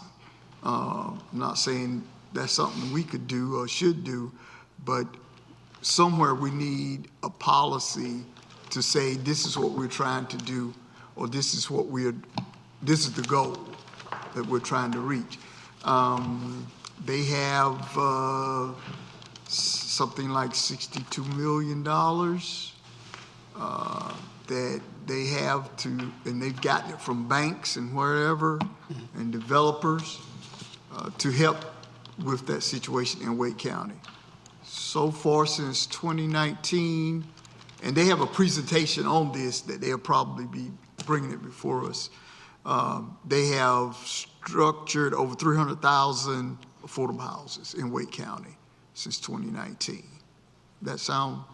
Yeah. Yeah, it's, I thought it was a little bit more, but yeah. It could be more, but I guess my point is, if we're gonna address that, that would be the way I would recommend that we go, working with the county. 'Cause they've already done the data, they've already got the personnel that can help us with this, how to adopt a policy as far as affordable housing is concerned, and what are your goals, what are we trying to do? With that said, piggyback, we spoke with, I think Commissioner Baxter, I spoke with the Wake County, one of the commissioners. She talked about sitting down with us and talking about implementing that program. This was just recently. So when I hear that, what are those policies, Mike, that we have that constantly say that? Can you give me like a small scenario of like to address that affordable housing issue, those policies? Oh, it's definitely something that we need to improve upon. And like I mentioned at the beginning of the presentation, this fall, we're going to be having a series of engagement sessions and proposing UDO text amendments to address that component, to make sure that we're not creating items in our regulations that inhibit the construction of affordable housing. But that needs to be a community discussion. That doesn't just occur in this room. We need to engage the citizens and get firsthand thoughts, ideas, and opinions. We need to bring people like Wake County to the table as part of that conversation. From the accumulation of all that information, then we can actually create a very structured system to move forward, and perhaps even an affordable housing policy at some point. But it's not until we go through those due diligence steps are we in a position to be able to take that on. So then, if we did something like that, then you would have the contractors or something come in that you could That's correct. present to. Options and incentives for them to be here, they'll be here. I think the urgency of now, though, as we're going so fast. So I know we can put it off until get the community input, but at the rate that we're growing, I think the urgency of now, because we're dealing with it now, homelessness. I see it in our, what I'm saying is I see it in our downtowns. I see people washing up at Whitley Park. I see these young people. We have homelessness here. It's here. It's not when it comes. It's here. So I think we need to address it. I have citizens that are asking me constantly, like, where can I get housing resources? What is this can be? What is it to do? So I, as a commissioner, trying to figure out, like I said, getting with you and my fellow commissioners here, asking us to really take a serious look at the urgency of now addressing it. Do you think helping them to? No, I'm saying for it's like, I mean, potentially providing something that's more affordable. I mean, or kind of guiding them, not giving them resources, but I'm It saying. would still have to go like a Correct. policy, and then Correct. you have to have your Yes, ma'am. contractors in to, you would want to do that. Right. We're saying the same thing. I'm just saying Okay, the okay. urgency of that. We're saying the exact same thing. Yeah, I agree with the urgency. Unfortunately, staff resources, I just don't have that capability at this point in time. I'm sorry. I wish I did, but I do not. I mean, it's up to us as when we hear those citizens crying out, like I said, I bring it to my fellow commissioners and mayor saying, okay, well, we take a look at it if you guys would, and we kind of go from there. That's it. Thank you, guys. Thank you, Mike. Any other questions, comments? Mayor, I've got a comment for the board before Mike proceeds. The rationale behind why we make the presentation in the way that we make it, it's not to suggest it's the right way or it's the only way, but this is very dense information, and the information that we provide to you, if we were to provide it in advance, comes to you without context.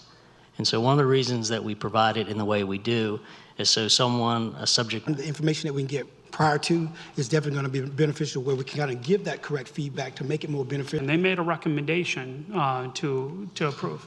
Tonight, we're beginning that conversation before you. Foremost, the use regulations as presented would exempt affordable housing as they're defining it from any of the use district regulations, which means suddenly folks could be putting affordable housing adjacent to industrial sites. As an example, we have a concrete manufacturer in downtown, and we receive tons of complaints regarding the noise from the adjacent residential uses. Those type of activities would actually be furthered if this bill was approved and under this existing regulation. Process regulations itself would be detrimental. They have a 60-day to give me concern. It would exempt these affordable housing neighborhoods. Actually, these are occurring in most of our residential subdivisions that are approved under our old zoning code. This is a product that we don't have, and this is a product that we don't have. Well, guess what? So maybe even bring Senator Blue into the mix. Senator Blue is on the committee that's reviewing this right now. He also signed a push from the large-scale developers to get out of, their share of taking care of communities. It won't have to use our design standards. There won't be any Parks and Rec fees. Like, it's so bad. Sure what that action is right now. I want to look more at the bill. And maybe as nefariously written as the Senate bill, but, is bad for municipalities. And, I also would encourage us to reach. Do you have what you need, Mike? Yes. Any more questions? Thank Thank you. Thank you.